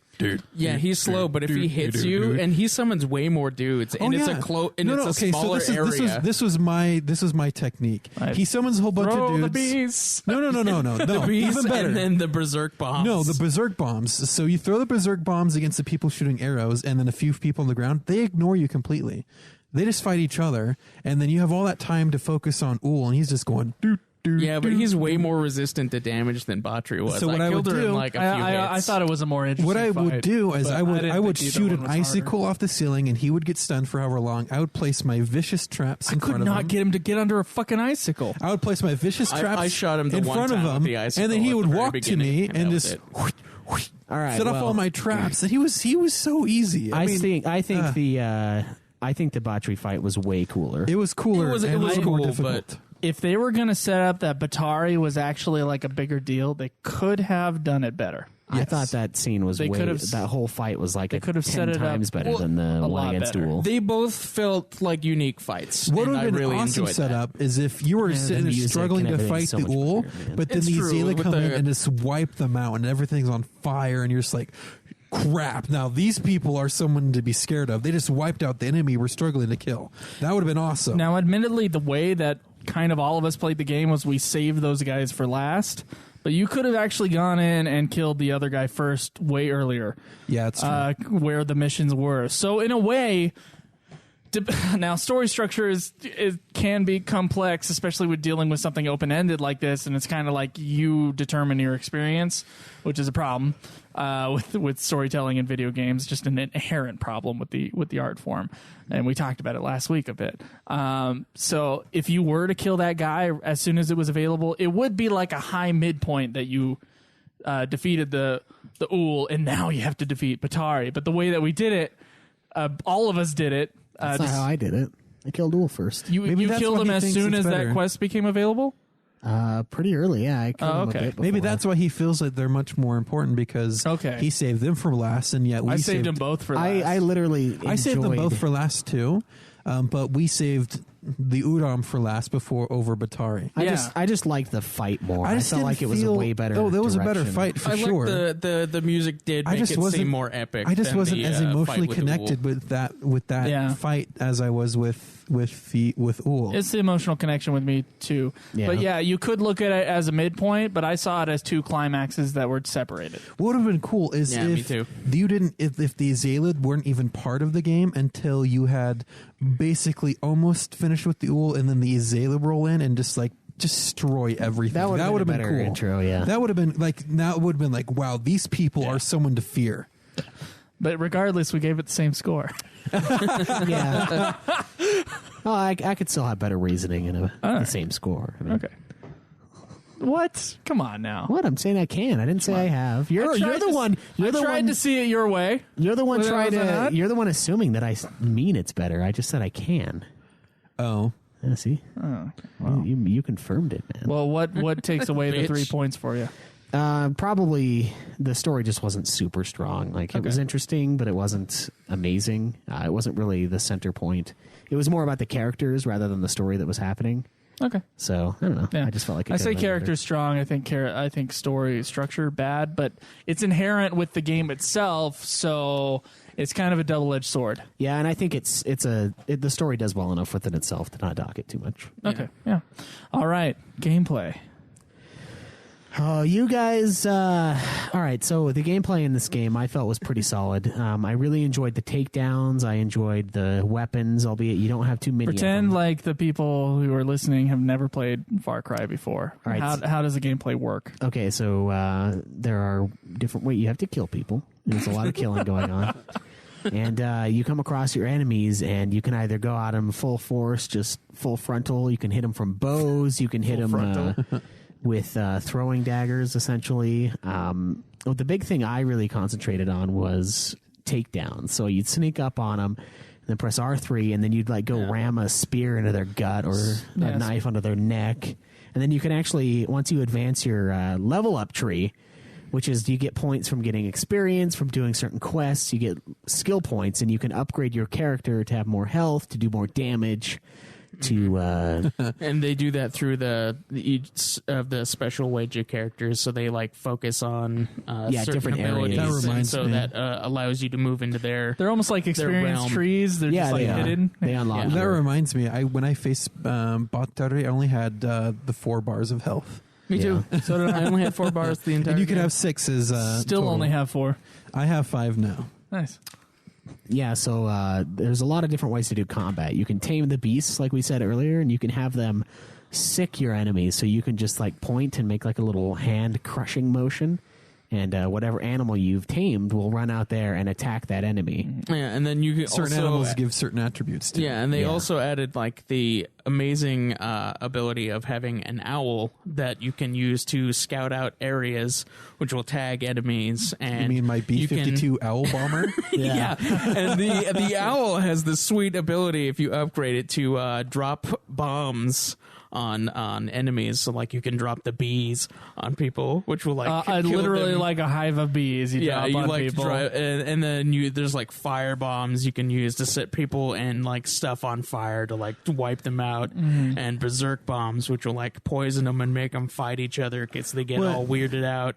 Well, my favorite thing to do is because I like to do the distance kills. I like to get headshots with bows. What I would do is I would fly in with my owl. We're gonna get flagged for that, Caleb. No, It's we're on not. YouTube. It's not public domain.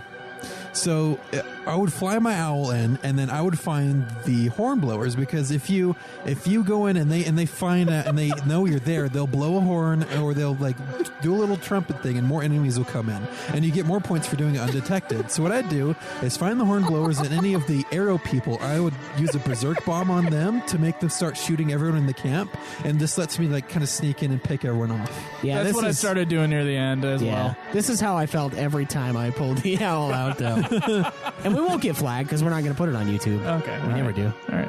It's just the podcast. You have the owl. You've got various pets that you've tamed. You can get bears. You can get lions. You can get tigers. Oh my!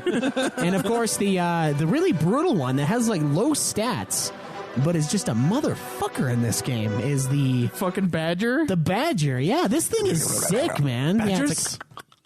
We don't need no Badgers? yeah, I said that a couple times I too. don't need no stinking badgers. No, but they're rough, they're passive. Each of these animals has a special passive ability, and this one comes back from the dead.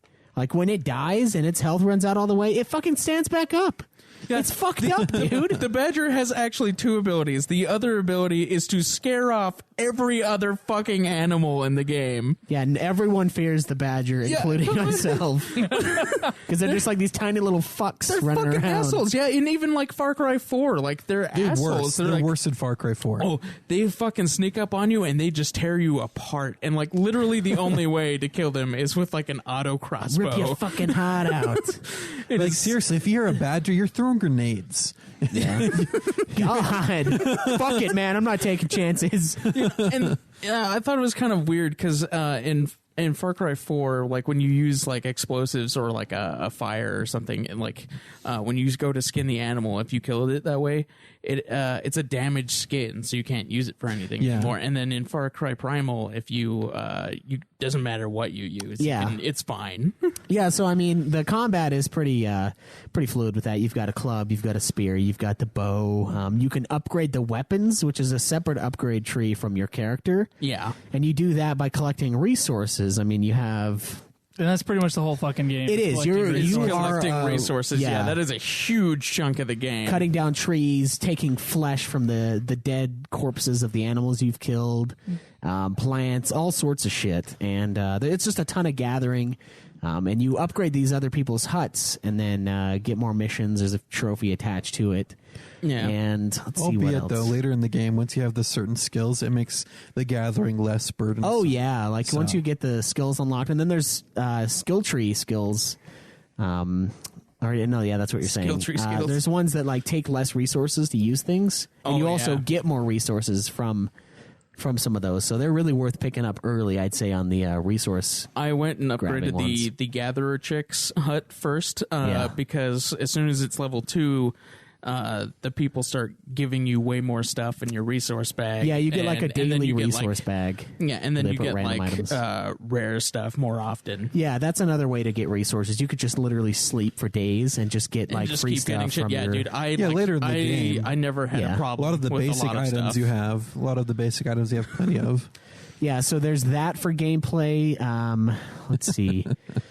And then grappling hooks for heights. Grappling hooks. When was the grappling hook invented? Do we want to look into that? We talked about the unrealistic nature of it being metal earlier. Yeah. I mean, that's one part is hook. that it was metal, first of all, in 10,000 BC. Another part... you could have found a piece of metal like that. You don't know. And melted it down into a grappling hook. You don't have to melt it. It could have been Let's say there was a comet. Let's say a comet hit the Earth in some iron-rich area, and it smelted some iron, and he picked it up in the perfect shape of a grappling hook. Fuck it, why not? No, but that was insane. The grappling hook, to reach like certain areas with heights, you'll have like a little outcrop that you can throw a hook up to, and like your guy has some big fucking balls in this game. I'm talking swinging across a ledge, yanking the grapple off, throwing it to the next ledge, and then climbing up it. Fucking It's like, Spider-Man. yeah, he's a fucking freak, man. I also love that they had like little paintings of eagles on the spots where you could like climb up, even though like you're the one person in Oros that has the ability to climb up. Who the those fuck things. painted those? They're like, one day I'm gonna get up there. Oh, That was really weird. Another thing is that there are 4 hunts available. Oh yes, the special hunts of the game. They're for the blood fang Wolf. No, the blood fang saber-tooth, which is actually Big bear, big saber-tooth, and big woolly mammoth. Yeah, it's the saber-tooth that kills your brother. And hunts you down in the very beginning of the game, which leads you into and so Oros. you'd think you'd have some sort of grudge against this animal, like you killed my brother, prepare to die. But no, well, you do make it your bitch. You make it your bitch. You have your own way. He probably built a BDSM suit for it after the game too. Oh yeah, it's just like that saber-tooth. It's an Ubisoft exclusive you can buy with points. Yeah, that saber-tooth received no pets from me. I pet it all the time. I loved it. My brother was a gimp anyway. And then there's the that was my favorite tamed animal. It is. It's the strongest tamed animal. But let me explain the fucking hunts, though. Like, yeah, there's the big saber-tooth, big bear, big wolf, and big woolly mammoth. Yeah. Those are the hunts in the game, and they each have their own name, and I can't remember any of them. But with the saber-tooth, what was I gonna? Okay, so the hunts, the way they go is that you go into this. It's usually some underground passage. For most of them, I think with the mammoth one, you have to like go through a Udam kind of deep canyon or something like that, and then you have to follow the tracks of the animal with your hunter vision, which is like you click. That's right, hunter vision. You click the R3 button, and then suddenly like resources. And animals people, and stuff. And like they light up. Blood spots will be on there if you damaged an animal, and they'll just be everywhere. You follow their tracks, and then there's little clues that you have to investigate, and eventually you get to the creature, or you have to like kill things on the way. Like with the wolf one, you have to kill packs of wolves, like the sub-packs. Several packs. Yeah, like the wolf has a kingdom, and like he has. You're killing his barons off. Yeah. And so you might have to kill those off. But anyway, and there might be a certain time, like the saber-tooth one, you had to be there at night or something like that. And then there's these traps that you can do that kind of snag the beast for a little bit so you can attack them. But past that, though, man, it's about you hitting that thing with as much damage as possible, and then it eventually runs away to its home. You have to follow it to its home and then kill it there. The wolves never made it home. And it's I don't think they had one. I don't think the mammoth did either. Well, no, the wolves. So I did the wolf hunt with the saber-tooth, with the best saber-tooth in the game. I did that also. And, oh man, they could not get away from that. Like, I almost did no damage to the wolves. I couldn't, because the saber-tooth would do all the damage to it, and they'd start to run away, but they couldn't outrun the saber-tooth, and so it was killing the whole time. They would gang up on my saber-tooth. So what happened is there'd be like 12 of them, and they'd be like... Right. So my saber-tooth, what happened, my saber-tooth pinned up one of the wolves into like a little end of a rock, and he's sitting there killing it. And then the other wolves come up behind it and start trying to kill my saber-tooth, but I just pull out my big club and just knocked them all off the back of my saber-tooth. Two hits with large clubs. See, I didn't have the saber-tooth. I had the normal one, and I had to kill all those wolves myself. Yeah. I did have the double bow, though. I upgraded the bow. So you only had to shoot them once. Yeah, I did double animal damage with the large club does the most damage of any other weapon. Oh, but I also found out one little thing that I took advantage of all the time. One annoying thing is when your animal is in the thick of a battle and he's about to die, you try to call him back, but he just won't. He'll start to, but then go back into the fight because he's getting shot at. So what I figured out is what you do is you send him back to your animal menu, to your beast menu, and he runs away, and then just wait like 30 seconds to call him back. He's full health. Yeah, you can pull him back. Nice. It's pretty awesome. So, these the hunts were actually one of my favorite parts of the gameplay. I thought those were a lot of fun. Like these were big fucking animals we're fighting here. The woolly mammoth is sick. That thing is massive. It's got like extra little tusks coming out. Like it's just the fucking ones. Like the 4 tusks. Yeah, the ones, the like regular 4 ones dicks. weren't enough. Yeah, he's like, fuck it, let's build more. And he's got a little story behind him. You know, he started to go. It's a she, by the way. She, whatever. The fucking mammoth started to go nuts and was just. Do you know why it went stuff. nuts? Why, Cameron? Why don't you tell me? Okay, it went nuts because the Udam killed its babies, and so now it's in forever search of its babies. Yeah, so it's like lost its mind, Yeah. and you have to basically mercy kill this thing before it kills everybody else on the fucking planet. It destroys things. It's lame that you can't tame that one. I know you have to that like would be mercy so kill. fucking awesome to have this like massive fucking mammoth. The biggest mammoth in the whole game. No, it's like, no, can you imagine it? The ground starts shaking everywhere. You see this mammoth just poof, destroying huts everywhere. Yeah. The bonfires just scattered everywhere.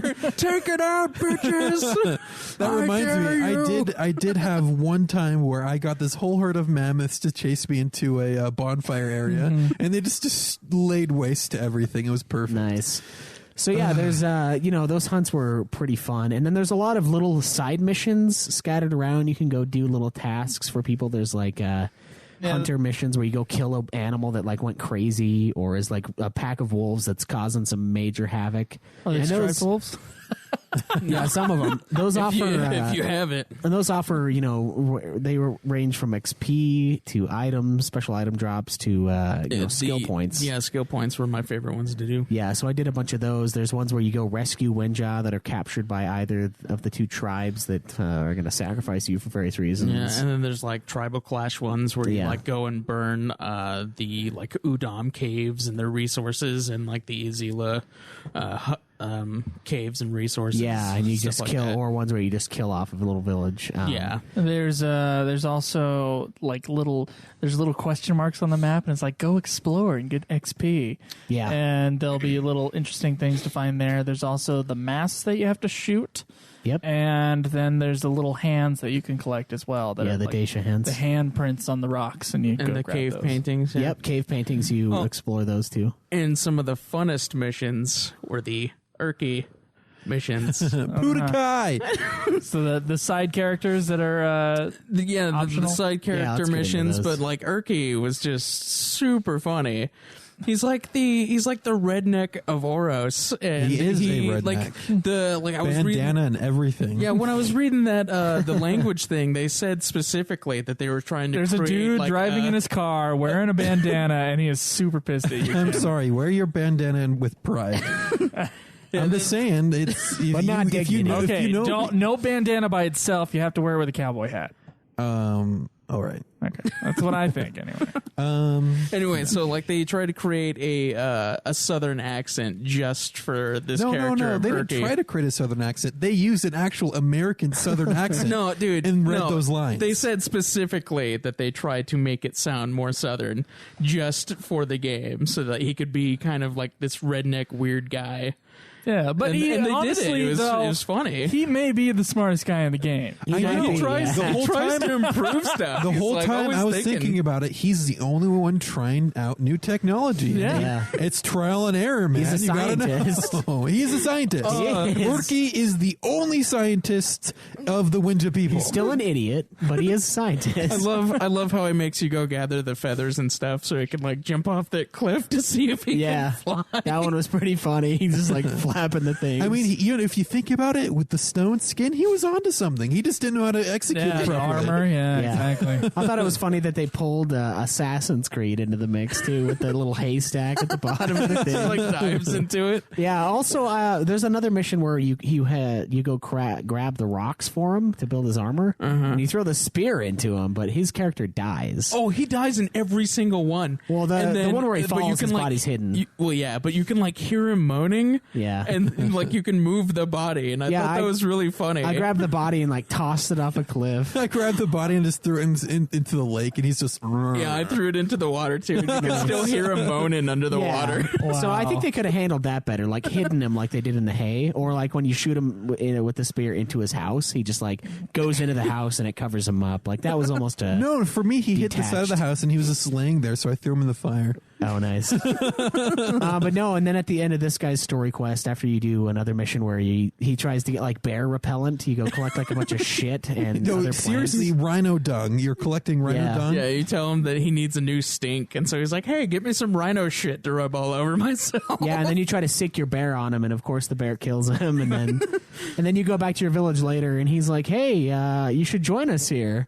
I found Wenja for you." You know, he's like claiming that he's been there the whole time, even though it's like your fucking village. So that guy was pretty fun. The stuff with Karush was pretty awesome. Oh too. yeah, like his ending thing. Yeah, where where you like he's- help him out, and then like go fight a whole bunch of Udam. After Yeah, he like, fights- kills Mog. Yeah, he kills Mog, the guy who killed his son, and you find him and like this bloody carcass of this guy that he just fucking trashed, and he's super weak, he's dying, right, and he wants you to just finish him off, but then you kill everybody around there, you find the leaves to heal him up, and then he goes back to the village. Then you've got the huntress chick, you do a few hunting missions with her. And then she finally, at the end, she's like, "Yeah, fuck this place. I'm going to go live with the animals for the rest of my days." And that was kind of depressing. I mean, I know. I'm like, I made you a hut. Yeah. How dare you? this took me like 20 fucking minutes of resource gathering to build this house. And you're No, just just going to leave it? I gathered rare elk for you to build this hut. You bitch, have you fought an elk? They're sick. Yeah, those tall elk were like some major fuckers. Yeah. like, harder than some of the other animals. Like I even more just than the sidestepped woolly them, you'll be rhino. fine. Yeah, the rhinos are assholes in this fucking game. But you get that guy, you do that, and then with the the Udam guy, yeah, he ends up having you kill him because the disease he has is incurable after he gets all of his civilization's Is tech it like for you. syphilis, you think? No. So I've read a forum, and it's most likely this CBJ disease, where it's like a something like a misaligned protein or whatever that you can get from cannibalism. I don't know exactly what happened to the protein, like like a rotting protein or whatever, what it is. And they start consuming it, and what it does is kind of like mad cow disease, and it's causing his brain, their brain, to start folding, like creating creases in their brain. It just creates intense pressure inside their skull. That's why he has you do the tempering thing, where you gouge a hole in the skull. I had no idea this disease existed. Not that it matters because I'm not a cannibal, but like, wow. Yeah, so that's why you're poking a hole in his skull, is to relieve pressure. Because as the brain grows and swells, the liquid in there, it doesn't have a way to escape. That's incredible. So you stab a hole in it, and that was disgusting, by the way, in that game. I was like, oh my God. But yeah, you kill that guy, and I was like, Jesus, all these people I'm gathering are abandoning me. When he I will stand with Takkar, and it was like, ah. Yeah, it was cool. He's like your road dog. Yeah. It's your pal. And I think, what's his name? The Azalea dude? I think he's going to rebel later. Roshani? Yeah. Because he's like, I'm a commander. You're like, well, now you command the fields. go command the fields. Yeah, so you do a few quests for him, making sure basically that the Azalea don't come find him. And kill him. Because there was one that saw him, and then you got to basically go pick that guy off. No, it was a villager. Okay, this part didn't make any sense to me. You have to go rescue a villager from your village, right?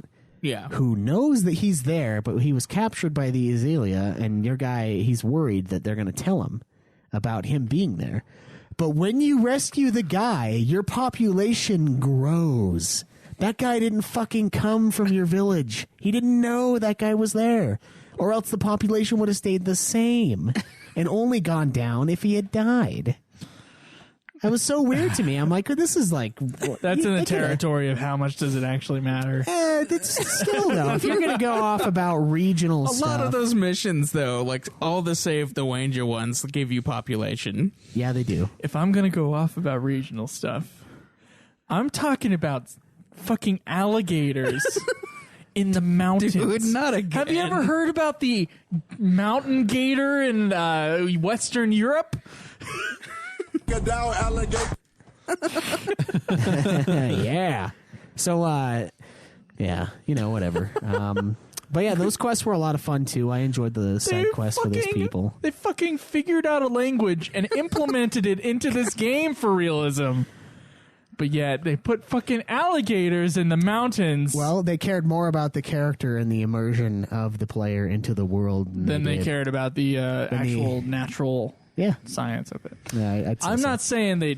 I don't think they even thought of it. I'm wondering if there was one programmer in there who I love alligators. They don't go anywhere north of South Carolina. They would not live in this climate. I know. There's some that are pretty far north, like even the squished land. Yeah, I mean, a lot of alligators that I fought was on the big island in this lake, and it was being fed by a river coming straight from the snow-capped mountains. Yeah, it's like, this place is fucking cold. It's not like every 10 feet is 10 miles. Like, it's not that crazy. But. I mean, it is they're trying to fit so many different just aspects of what it could have been into a small map. Because the Azalea tribe, you didn't really necessarily know too much about them. Like, they're newcomers to the area. Yeah, they're just like swamp. They just like swamp. And they're not even that far away on the map. No. But I think it's meant to be on a larger scale than it actually is. I would have enjoyed a larger map, though. I would have. Yeah, it still felt pretty big until you unlocked it all, and you're like, this is like... I would have enjoyed... I think it's smaller than any of the other Far Cry maps, isn't it? I think it is pretty small. I think it's the same map as 4. And we go over that a little while ago. Like, they used the same map. No, they did not. People were giving it shit for that. It's similar, but 4's is bigger. Like there's a whole like upper area kind of where like you go fight Uhl, and that's kind of like, I guess, what they're getting shit about. But like it's not really the same. All right. Well, there's a couple other things I want to talk about for gameplay. Riding the beasts. So there's a fast travel system. Fucking awesome. You unlock different campfires in different areas that you can fast travel to as long as nothing's attacking you. That's a great way to get around. But sometimes you've got a quest that's in between 2 fast travel areas. Thankfully, You can ride your Sabretooth. Yeah. Should you be upgraded enough? Yes. Yeah, if you upgrade your... Did you get pissed off at all that you couldn't ride fucking cave bears? Because Yeah. I was pretty pissed off about that. You can ride regular fucking brown bears, but the slightly bigger cave bear is too big to ride. But you can think ride fucking mammoths. in a logical sense, it would be easier Well, there were to like ride. arrows sticking out of its back. Maybe you just didn't want No, to that's sit the on main that. cave bear. He's talking about the normal cave scar bear. bear. I'm like regular cave bears. They're only slightly bigger than brown bears, Oh, but you okay. can't ride them for some If fucking you were reason. if you were able to ride an animal, though, I think the tiger might be the closest thing. Admittedly, cats are pretty vicious sometimes. Let me but tell you something, though, you can about tame riding it. that Sabretooth. They have some insane jumping distance. So you could be running through the mountains and you could be jumping ledge to ledge with that thing. And Yeah. I did. And it was awesome. That's cool. You can ride the I woolly felt like a mammoths. warg rider with my little bow getting headshots while jumping over canyons. I'm like, whoochie, whoochie. Like a mix between a Legolas and an orc. Yeah. Well, you do. He does jump on one for a part of the thing. Yeah, so. he does. That's true. He does. Yeah. Yeah, it was awesome. I loved that mode of travel. I thought it was really cool when I got on the woolly mammoth and crashed into that one village to take it over. I thought that aspect was really fun, and it was a great way to get around. Like when I got on my beast for the first time, I was like, man, I can't believe I used to fucking beast. walk. I love how you can like collect resources while on the back of the Sabretooth. Oh yeah, and it doesn't do the animation, so it's like way faster. Yeah. So I started doing that a lot too. Yeah. I'm like, I'm gonna loot every body from now on because I don't actually have to do anything. Yeah, your Sabretooth just absorbs it. Yeah. Dude, I wish there was a skill. There was one skill that would allow you to, when you did a takedown, to automatically search them. Yeah. But like, all I want is a fucking skill where if the animal kills it, it's an auto search. That would be cool too. Like that's Well, the brown bear, and I think one of the wolves too. If you stay in an area for a little bit, they'll bring you resources in the area. Oh, that's pretty cool. I didn't What? really use the bears Yeah. too much. Oh, no, that's the dole. No, the dole does- and the brown bear does it too. Look it up. The brown bear does it. Brown bear? I don't think the brown bear had an ability. Yes, he does. And that's looking up resources. I had no idea of any of this, and that sounds awesome. If you look at Yeah. the beast menu, it tells you what certain beasts have. Yeah, I mean, You just got to meditate though and just wait for it. No, it's Yeah. not that long. I mean, they initiate it pretty quick. So it's usually like right after you. Oh, no, what the dole does, it automatically skins animals for you. Yeah. And Sweet. and then the brown bear and one other one will find resources in the area. So it's usually like after you've defeated an outpost, you're going around. The bear's like, or your animal's eating a dead enemy to gain health back, and then they'll bring something to you. Wow, that's cool. That is pretty awesome. So, I mean, I think that's everything on gameplay, though. There's a lot of quests. Yeah, that's most of it, yeah. A lot of little missions, a lot of crafting. And it's pretty much like gather, upgrade, spread out. Like that's your yeah, you're building a Your MO civilization. is yeah. just- So what was your guys' favorite weapon to use? Spear. Spear was my favorite. I think mine was too, because they added like little stuff that was like really awesome to me about the spear. Like if you chuck a spear at like a cave wall that's made out of rock, Oh, let me or tell like you. or shoot an arrow at it, it'll just bounce off. But if it's like made of wood or anything, it'll stick in there, and so you can like fucking literally nail a dude to the wall with this spear if Yeah. you throw it right, just So- right. really? And that's so nice. What I did one time, I was playing around with the spear at the end of the game. I chucked it up the hill at a dole, and it stabbed through it and flew into a doe and killed it too. Nice. Yeah. No, for me, I loved the spear because it was so powerful. But since you only carry 6 of them at the end, I was very like, I only need to use that if I need to use it. Yeah. And I then used it more as used melee, the though. longbow is what I use the most. Yeah, the longbow I was used epic. the longbow the most. mean, but I double really double like the bow. spear. As soon as I got it, I was like, this Oh, is the mine. double bow was fun. It's like your close quarters weapon. Yeah, I didn't use it for long But range yeah, at all. it just fell off so fast. And it was very inaccurate too when you did long range Yeah. shots. So I only used that when I had like something chasing me. I'd pull out the double arrow and just If I I had something used that chasing for me, I hunting pulled big out game. the massive 2-handed club because Or that. does 9 damage, and you just yeah, that thing's like a fucking scepter. That thing is massive. It's huge, I know, but it does a ton of damage. Like I could just walk up to a mammoth and kill a mammoth just by smacking it with that. Because Oh, that's pretty nuts. All right, guys. Let's see. Who started out last round? It was Cameron. Let's go, Caleb. What I give the gameplay? Yeah, gameplay out of 10. I would give gameplay a 9. I really enjoyed the gameplay. All right. Did you guys run into any glitches? I know you said you had one where your saber tooth. Yeah, I kept... actually tweeted the one that I had. If you stand at an edge, if you stand at an edge and you like have your animal helper like spawn or whatever, just like come with you, it'll just like run, and then jump off the cliff. And then it will die. And then its body will be there at the bottom of the cliff, but then it'll spawn again. And it'll run up to you. Sorry, sir, your product was defective. And Here's then, a new one. and then it'll run down and like kill itself. Like I did that a few times, and I tweeted a little video of that happening to me. I think what And it then was. and then when I went down to like see if I could go skin the bodies, it acted like those bodies weren't even there. Oh, well. I think But like you could move them, but like there was nothing attached. There to was them. only one glitch that I came across, and it annoyed me because I couldn't find it. I knew there was an enemy, and I could hear him, and he was like looking at me and like initiating like like he's gonna come attack me, but I couldn't find him anywhere. And then I looked; he was in a pile of skins, and he was stuck there. And the only reason I found him is because his club was sticking out and wiggling, and I couldn't kill him because he was inside it. I tried lighting it on fire. Oh. We forgot to mention that everything in this game is just coated in kerosene. Yeah, it's lubed. Everything is kerosene. Everything is so freaking like you are just coated in a flammable gasoline, substance. nail polish remover, You go everything flammable. too close to a fire and you are on fire. And fire can touch anything like these giant live trees, anything, and they are now consumed in flame. Yeah, everything lights on fire really quick. And so a lot of times I would like light the wolves on fire and just send them off into the night. And they're like little torches. I can see the forest around them as they get further and further away until they die.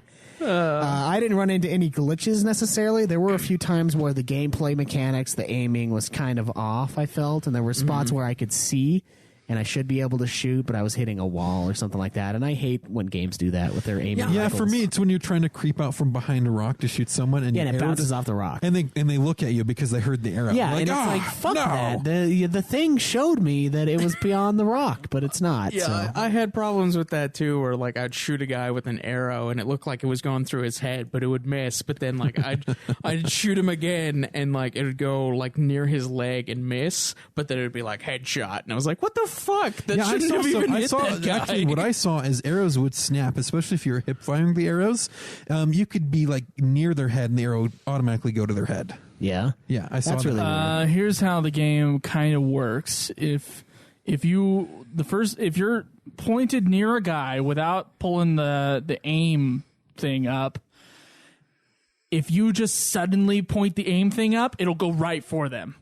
And it'll be an accurate shot if you shoot right then. If you hold on for it for a little bit, Quick scoping is a thing in Far Cry. It's Primal. a- I ended up Yeah. using that a little it's bit. an auto aim, but only an auto aim for that like second. Past that, it's your manual aim where you have to like figure out kind of the wind distance or whatever what you were doing when I was watching you Yeah. play. Yeah, I was and like, it what the usually fuck are aims you for their doing? head too. It's pretty nice. And I got some pretty cool like distance running headshots. Like, Yeah. I think other games kind of train you that when you're pulling back on an arrow, that the longer you Far pull Cry- back, the harder the thing is. But it's not that way. No, in it's this not game that at all. way. It's not that way in Far Cry 4 either. And that's why I've learned to do that. That's why the bow is so much fun, because I played with the bow all the time in Far Cry 4. The bow does do more damage when you pull it back further, though. if you, Yeah, like, if you do just the quick fire wait it, it for the doesn't do as pull. much damage. But if you pull all the way back, then it does. But it's not like keep pulling and pulling and No, pulling. yeah, and pulling. but holding It's- it down doesn't do it. No, holding it down. So all you have to do is make sure he draws it back to its full weight and then let go. It doesn't That's do all. shit. It does. It doesn't. I swear to God, It's it the does. same amount because there's for the Azalea guys, it's 2 shots in the chest will kill him, and it's the same whether or not I'm pulling back for forever. I've tried it. Many I killed ways. him. I kill him in one shot to the chest with a Azaleas? full draw. Yeah. Do you, Caleb? Yeah, It might be yeah, me upgrades too. to the bow damage. it's certain though. I it's don't certain know. dudes though. Like certain other guys, if they have helmets on them, it's not going to The kill them in one Udam, shot. yeah, it would be 1 shot, but There are ones where I do quick fire and it hits them in the head and they die though. Yeah. Yeah, So I think it does depend on where you headshots tag. Yeah. always kill Headshots- unless they have helmets. Yeah. So I don't know. Those helmets, I man. felt like I was killing almost everybody. Like if I shot him in the back, I they're think it's a dead. very What about intuitive those system. super actually. tanky dudes? I mean, No. it's not like I'm almost positive having a full draw on it does more damage. I mean, you don't have to hold it an insane amount of time. I know what you're talking draw, about. Release, draw. I'm not release. talking about just going. "Tuh-tuh." It's like doing. "Tuh." And Yeah. like the speed of that. I know mean, the you people over can- the air can't hear me. I mean, but, you can just rapid fire press You it can, and you just yeah. shoot arrows out, and they don't go very far. but if you just hold it down for like 4 seconds. Not even don't doesn't need to do hold it on anything. 4 seconds. Just like even half a second. No, is I'm just saying enough. 4 seconds doesn't make a difference. No, it doesn't. 4 seconds don't make a difference. And it's actually just better to aim. But there is a difference quickly between let go. tapping it and actually having a full draw. Yeah. There's a difference. Yeah, I know that. All right, what are you going to give the gameplay, Joe? The gameplay, I'm going to give it a 9 out of 10, and it's not for the aiming system because I actually liked it a lot or anything. Like, there was just the glitch, dude. What glitches did you have? I had. Are you talking about the one with First off, Botry that I saw you when you streamed? That's glitch number 3. I got 3 glitches that pissed me off during the game. glitches. One glitch was I got graphically stuck somewhere between some Oh, stuff. yeah, I had one Oh, I did infuriating too. glitch too. And that was really fucking annoying. And I guess Oh, I remember. Keep going. that happens a lot. Glitch number 2. I'm going to go ahead and make it glitch number 2. The Batari fight. Batari comes out from behind where she's at, and she comes with you along with some other guys. And I kind of hid in a corner and just kind of let my Sabretooth kind of kill the extra guys, except for the big armored guys. I took care of those. And then Batari was the only one left. And I went and I was looking around for the Batari symbol because I wasn't looking at her because I didn't want to get hit with her bow. I was like below the stage She had area. that special bow that you had only in your drug dream. So yeah, it does a lot of damage. Anyway, I was that yellow dot that tells you where you're supposed to go. Yeah. I was like, what the fuck? And I started like, you can see this, by the way. It's on the Nude Clan Twitch. I highlighted the video for you. It's called Batari Glitch. I was looking. I was like, where the fuck is Batari? And I saw my Sabretooth was just like standing over and growling on over something.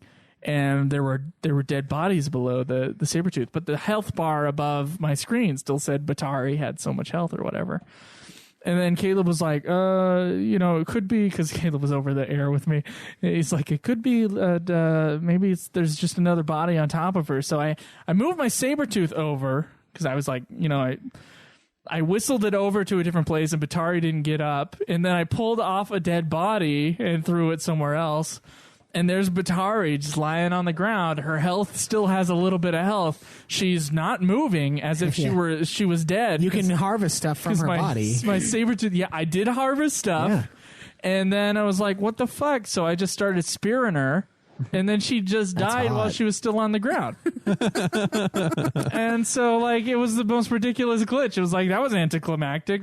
All my Sabretooth needs to do is just to tackle her. Yeah, and see, with me, I didn't even notice she came down because I saw she moved, and I thought it was time for the other guys to come out because they started coming out. And then I just like chain assassinated a bunch of dudes, and she happened to be part of it. And I was confused too. I was like, "What happened?" Like Ooh, this one has a away. headdress. What's going on? Yeah, die, bitch! Oh, it's you. No, I was really confused though because like the screen went black and it started a cutscene. I was like, "What the fuck happened?" And then I'm like, I've got her, and I'm like putting her. Actually, into the that's flame. pretty cool because you do the takedown and then you come to where you actually are holding it, right? Yeah, like it felt really natural for my thing. Glitch But, number 3. Ooh, I don't think I've heard about this. Glitch number 3. No, you did, because I bitched about it, I think, on the air before. I was taking out an outpost in the north. That was the cave one.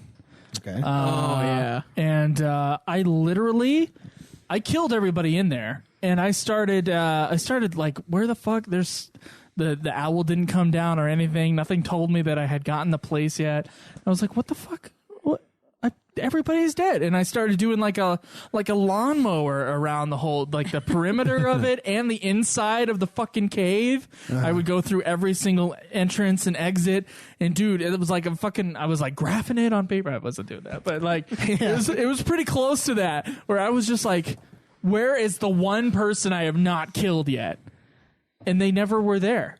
And I just figured, okay, the game glitched and I had killed everybody, and it didn't like say that I had killed anyone. Yeah. So I booted up the game, took over the police again, and it worked. Oh, that's really weird. Yeah, and that was like 5 minutes of my time. Just after I had destroyed the place, looking through, I would like climb the whole mountain. And like there were some really pissed off mammoths that I kept passing, so I would be like run down while I'm looking for the fucking pieces of shit that probably weren't even there in the first place. Yeah, it was awful. Yeah, my glitches were never that bad. It's just the game. Yeah, it's glitch heavy, and they may fix things in the future with updates.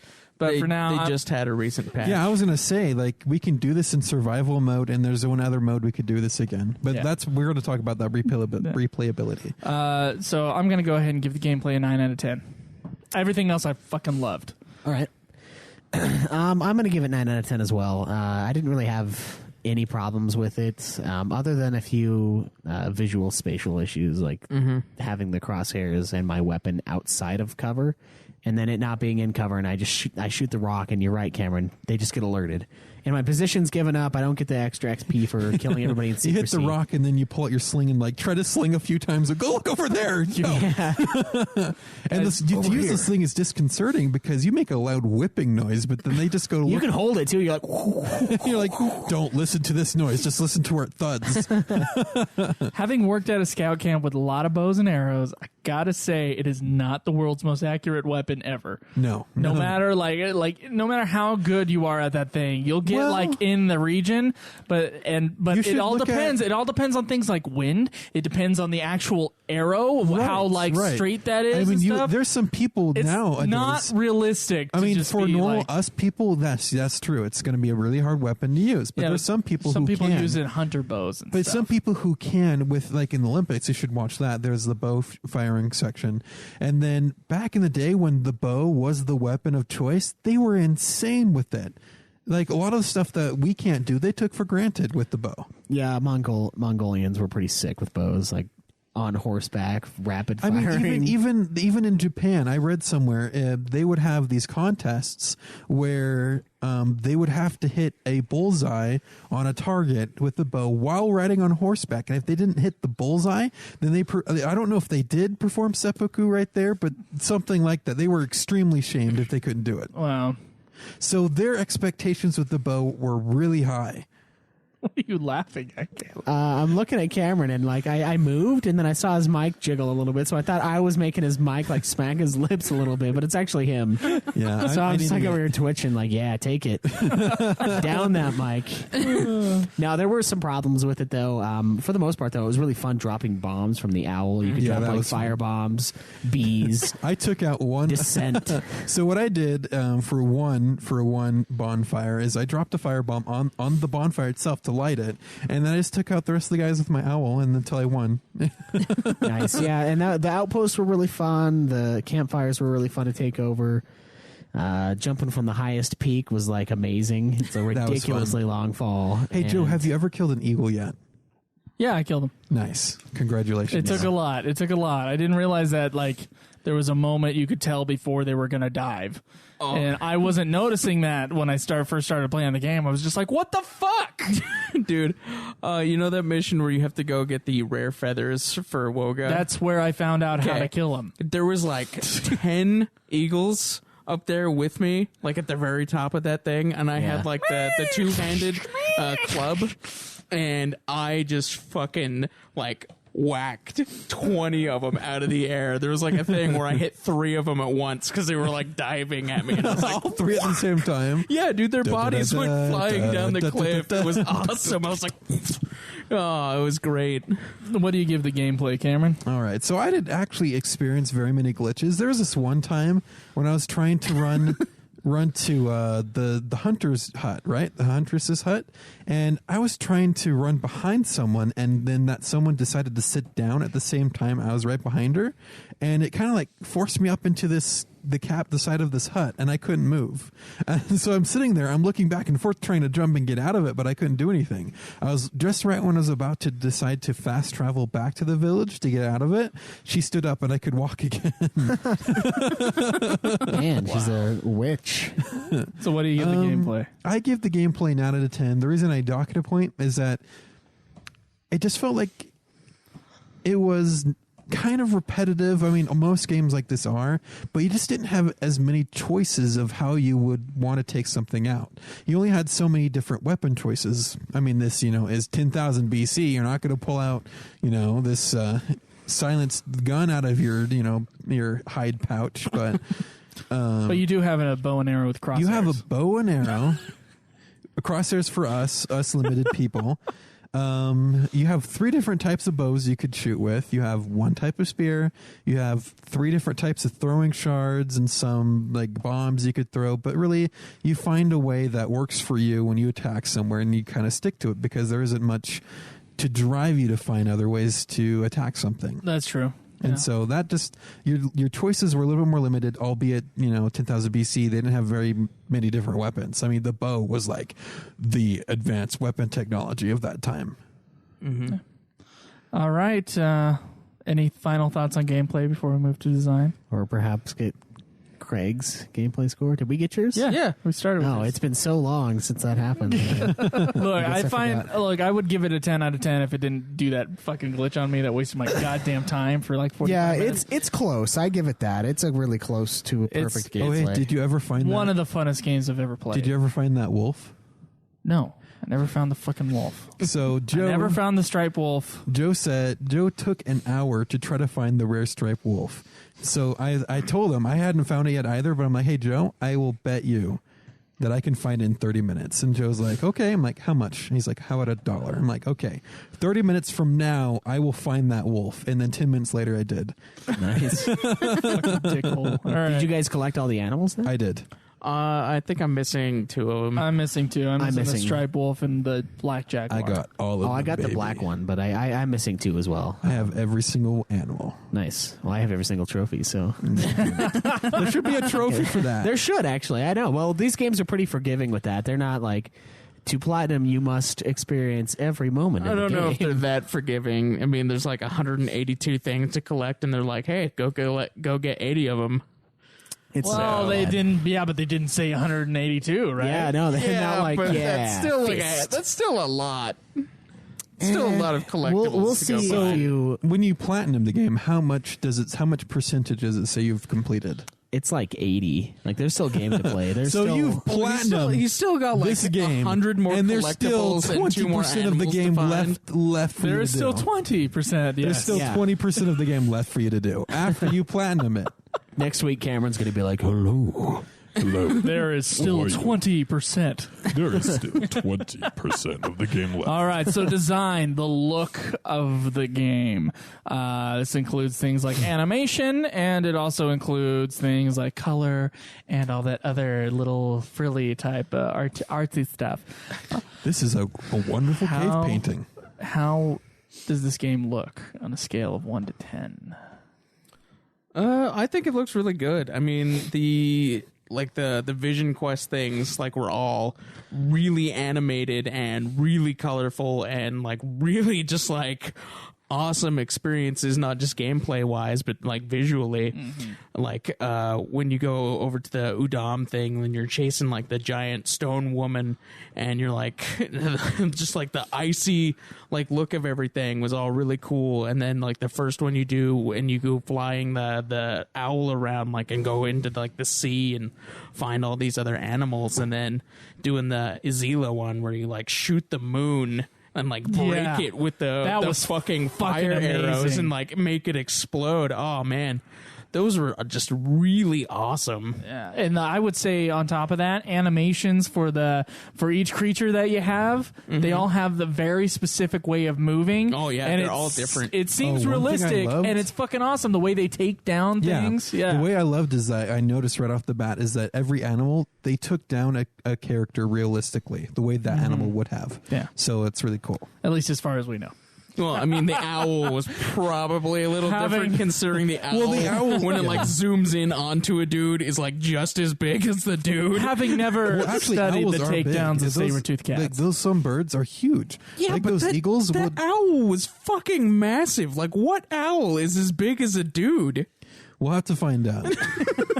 But eagles are huge. True, the owl was way OP. The environments, I'd say, they're very realistic, and the glacier mountain range behind the place is just like my when I played this game early on, and then I looked around and I was like, holy shit. Yeah, like that looks incredible. The broken down trees, like next to like rivers and stuff, and then like the bones and like meat lying around, those dead bodies. The circles made out of wood that people place everywhere. I am going to go ahead and say for design, I'm going to go ahead and give it a 10 out of 10. Okay. This is the best looking game I have ever seen. Yeah? Or ever played, at least. This is the best looking game I've ever played. Everything just looks amazing. What about everything being coated in gasoline? Yeah, like everything's lubricated with gas. Did you notice that? I'm like, every time you touch flame, your guy's like, oh, I am instantly engulfed. Well, it's more to do with gameplay than what it looks like. Yeah. But yeah, No, I mean, you can start a forest fire and enjoy it. there's not a single thing in this game where I was like, well, that looks like a PS2 game, or like, Oh no, yeah. that looks like shit, or that movement doesn't make sense, or whatever. I think it looks all fucking awesome. What do you think? I probably would agree with that. I really enjoyed the way everything looked. I mean, like, when you finally get to the final area where you fight Batri at, with the freaking The eclipse going on? the eclipse coming Yeah, on. that was cool. I was about Everything's to all like mention it. red, and the huge fire in the middle of it, and then just like everything about it was just really awesome looking. And just like I said, those watching vision quests and just everything. I was watching Cameron play Far Cry 4, and I was like, this game just does not look as good as Fallout 4. And I was thinking, it doesn't look as good as Far Cry. There's a Primal. difference because there's so much more. I know. And we talked about graphics when we talked about Fallout 4. It's just you can't process that with also processing everything else, and the engine for Fallout 4 is the older engine. So. But goddamn, are you giving it a 10 out of 10? Yeah, I am. Okay. I'm gonna give it a 10 as well. I didn't have a single problem with the way everything looked. Also, the little statue figure is a Venus of Willendorf. It's like one of the oldest little hand sculpted things. Oh, the woman statue? Yeah, I've seen it before, and they're pretty cool. There's a ton of them. Don't touch. They mostly depict like apparently not gender neutral, but it's kind of tough to tell. But those ones obviously are women. Yeah. I really like the way everything looked. It's just so clean, so crisp, so real. I love the way the fire looks. I love the way water the fire looks really good. Water too. The only game so far, the 15 demo, has amazing water as well. Yeah. It's funny that like video games and CG movies, like they all have a water look, and they're trying to get the best water The water's look. hard. But the water doesn't actually look like water, but like we're all going, wow, that water. It's because water is the hard water to in games create. are starting to look better than water in real life. Yes, that's what it is. Like, wow, that looks pristine. And Well, yeah, the clarity. It's just the reason why we set water as a benchmark is because that's so hard to actually make it look like water and act like liquid when things around it act like solids. Yeah, it takes a lot of animation, I would assume, a lot of points to move around on the little drawings that they make. It might have more to do with how it reacts to light and stuff than it actually has to do with the modeling Probably, yeah. itself. It did really well in this game, though. Because I remember some of the stuff when they were doing early CG in movies. One of the things that was kind of the big deal was when they started doing animals, like in Jurassic Park or in Jumanji. That it was actually harder to make the textures for that than it was to make smooth textures. And water, at least in games like these, are smooth textures in that case. Cameron, what do you give design? So I have a really high opinion of design as well. One thing that helped me get there is because... Get to what score? 10 out of 10 for me. Okay, thank you very much. But I was going to explain the reason why. Is because there was this one part when you go to help Karush because he went and killed the dude who killed his son. Mog? Yeah. And so as you're coming out of this cave, it was dawn, and there's enemies out of the cave and they're trying to kill you, but you couldn't see them because the sunlight was like, the sun was rising and shining directly down into the cave mouth. And so all you could see is just this haze of dawn sunlight coming through. And I couldn't see them. And that to me just felt so immersive, where I can hardly see people out there, and I'm trying to like dodge and fight. That was an actual hard part of the game because I couldn't see who was shooting at me. I couldn't see where they were until I had to like basically crawl out of the cave so I could have that glare out of my eyes. And to me, that just was such a cool element to add. So like a realistic thing that could happen. Yeah. Why are you laughing over there? Well, I'm looking at the Venus thing, and like it had erotic art as a link, so I checked it out. And there's this guy doing friggin' going down on this chick. It's Wow. really weird. Yeah. Anyway, did everybody go? So we all gave it 10s. Perfect score for Yes, design. all 10s for design, sound, and music. So voice acting and the musical score and kind of environmental sounds, as well as the sounds of the creatures and everything like that. Schweiss, it's your turn. What do you give sound and music? I'm gonna give it a. I'm gonna probably go 8. 8. Okay. Yeah, I really enjoyed the music, and the sounds all sounded pretty good, but there was a lot of repeats as far as the enemies' voices go. And I know this is kind of nitpicky, but I felt like there wasn't much variety on the, not even supporting voice cast, but like the outside voices. They all kind of felt the same. Everything sounded good, though, like the fire, the rumble of the fire, the crackling, that was all spot on. The twang of the bow, the crunch of the fucking bones of everything beneath your club. All of that was really good. And the animal sounds I thought were spot on, too, as far as I know. I thought they were really repetitive and they would cut off abruptly sometimes. The animal sounds? Yeah. Well, when you kill them, of course it's going to cut off abruptly. It's like I see this animal, like this jaguar attacking a goat, and it's like doing and it stops. And it's still there to killing the animal. It just stops in mid growl. Yeah, so maybe some sound issues for it. Yeah. So I would give it 8 out of 10. The soundtrack, what played, was actually really good. Like the music, I thought was excellent. No problems there. That was mostly the soundtrack. Yeah, and I don't know. I just thought it was pretty solid. It was very immersive at the very least, even if. What about that amazing disjointed. music your Wenja tribe people played in camp? Tick tick tick tick tick tick tick tick tick tick tick tick tick. Yeah, that was On the crushing it. log. The double bass log. I'm like, yeah, go for it. Hit that log. All right, Cameron, what about you? Cameron, could you please sit up? Your voice sounds weird when you're laying down. I would give this a 7 out of 10. 7 out of 10. Wow. Okay. Why is that? Just for like little things I'd notice, like with like the sound of birds that would just immediately cut off, the sound of animals that just cut off, and again the repetitive use of the same voices outside for enemies. There was the Udam outside voice, and then there was the Zayla male outside voice and a Zayla female outside voice. And I don't know. Yeah, just the same sounds in that sense. What else? I had something on my mind that I was going to say, but I can't remember. You can wait.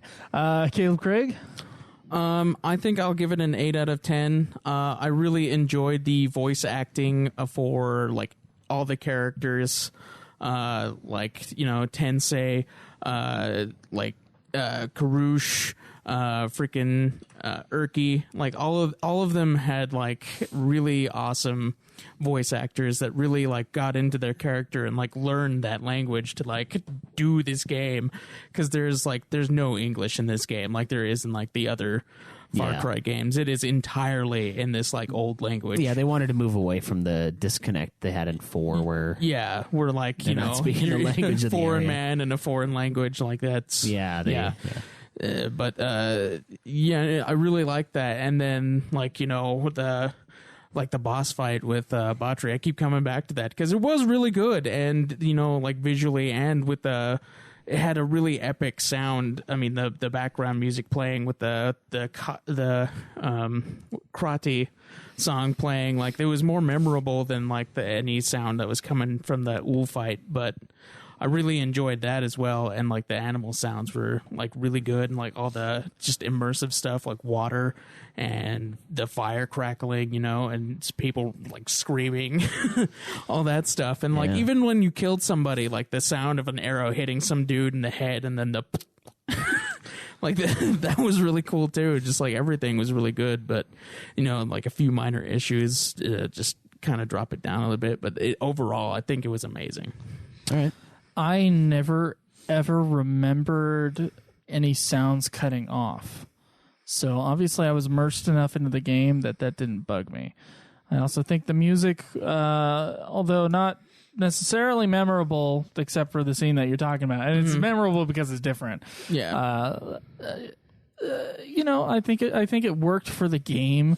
The voice acting I thought was spectacular. The fact that they had made up a language for this, or at least decoded as much as they could a central language for Western Europe or whatever it's supposed to be. I think that's amazing, and they performed it extremely well. I thought the voice acting was fantastic. So I'm going to go ahead and give it 10 out of 10 because I didn't notice any of the things that you guys noticed. Damn. Okay. Sounds and caves are awesome, though. I have to say that.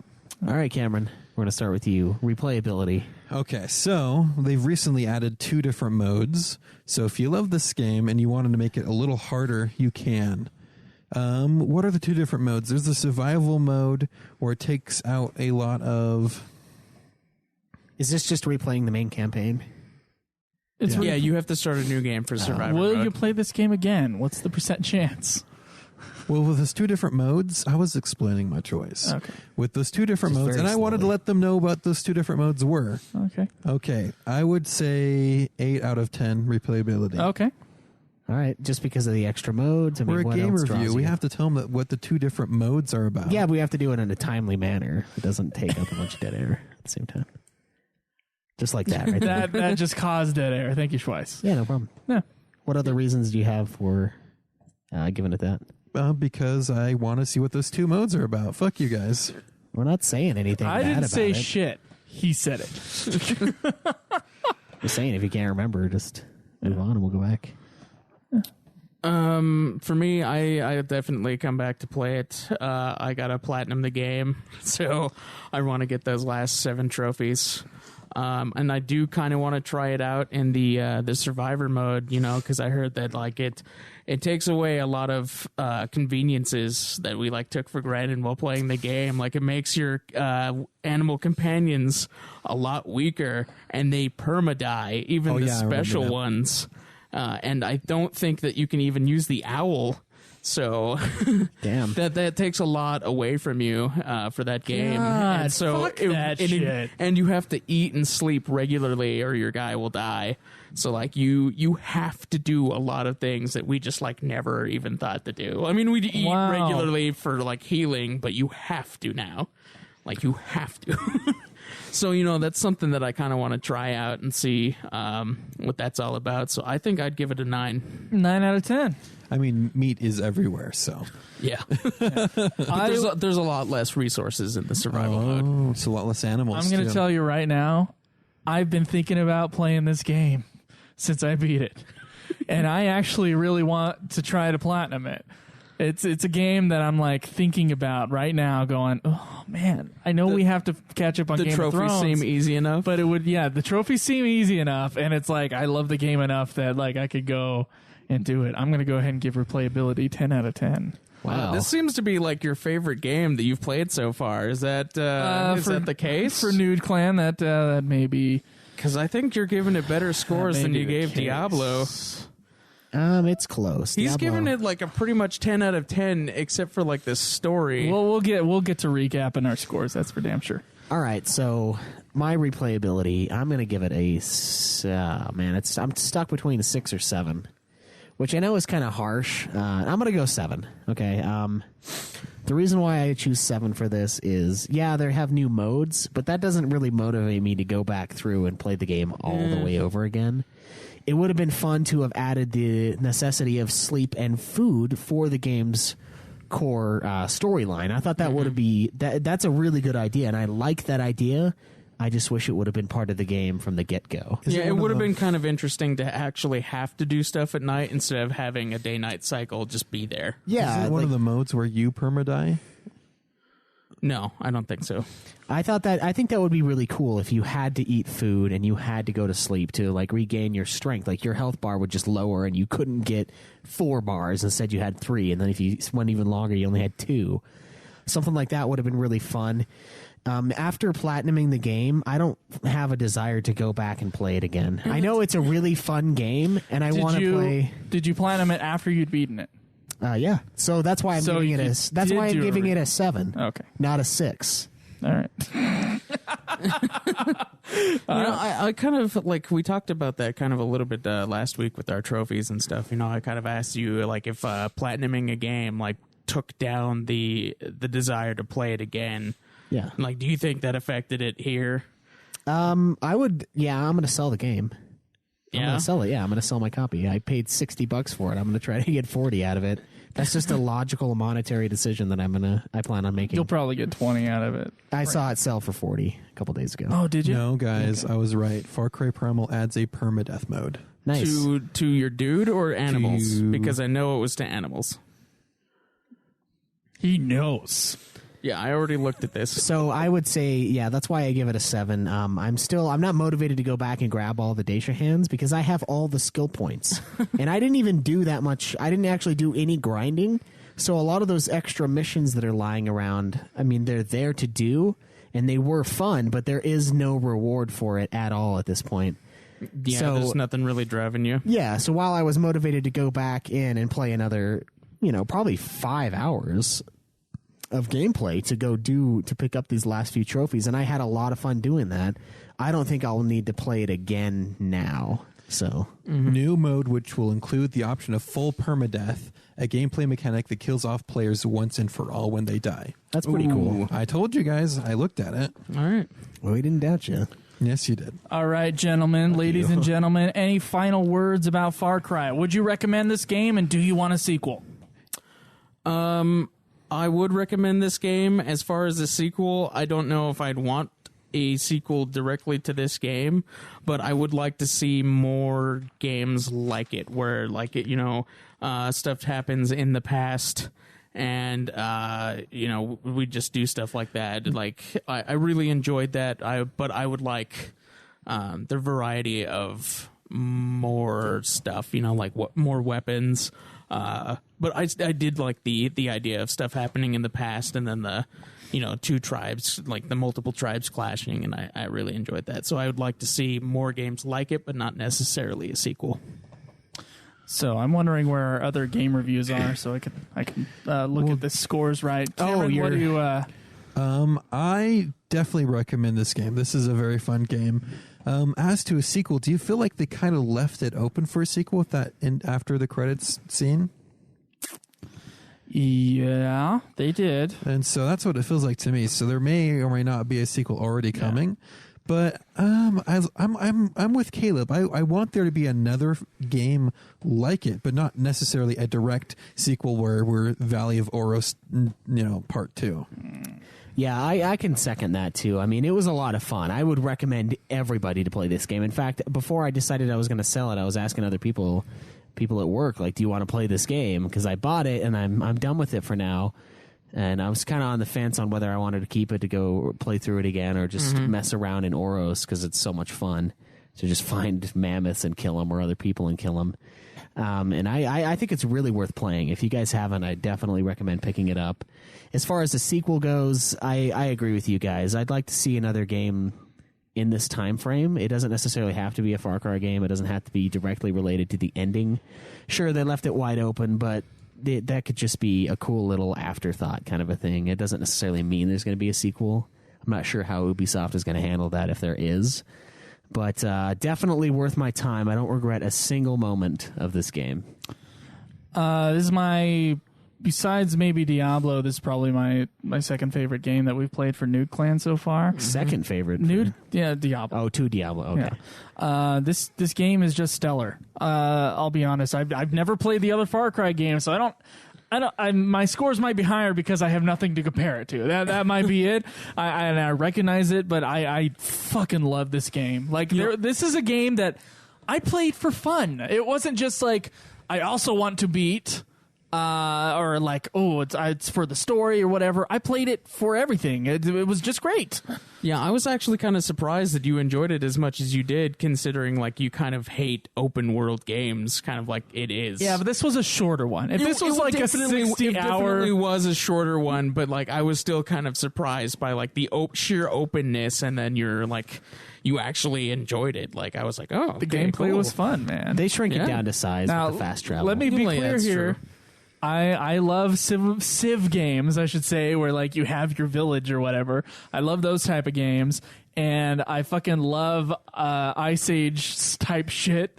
It's cool stuff. I don't know that much about it, but it always is awesome. And on top of that, I do like first person shooters, and there's a lot of that element as far as gameplay goes in this game. I enjoyed this game very, very much. I do recommend it, and I want them to make another sort of.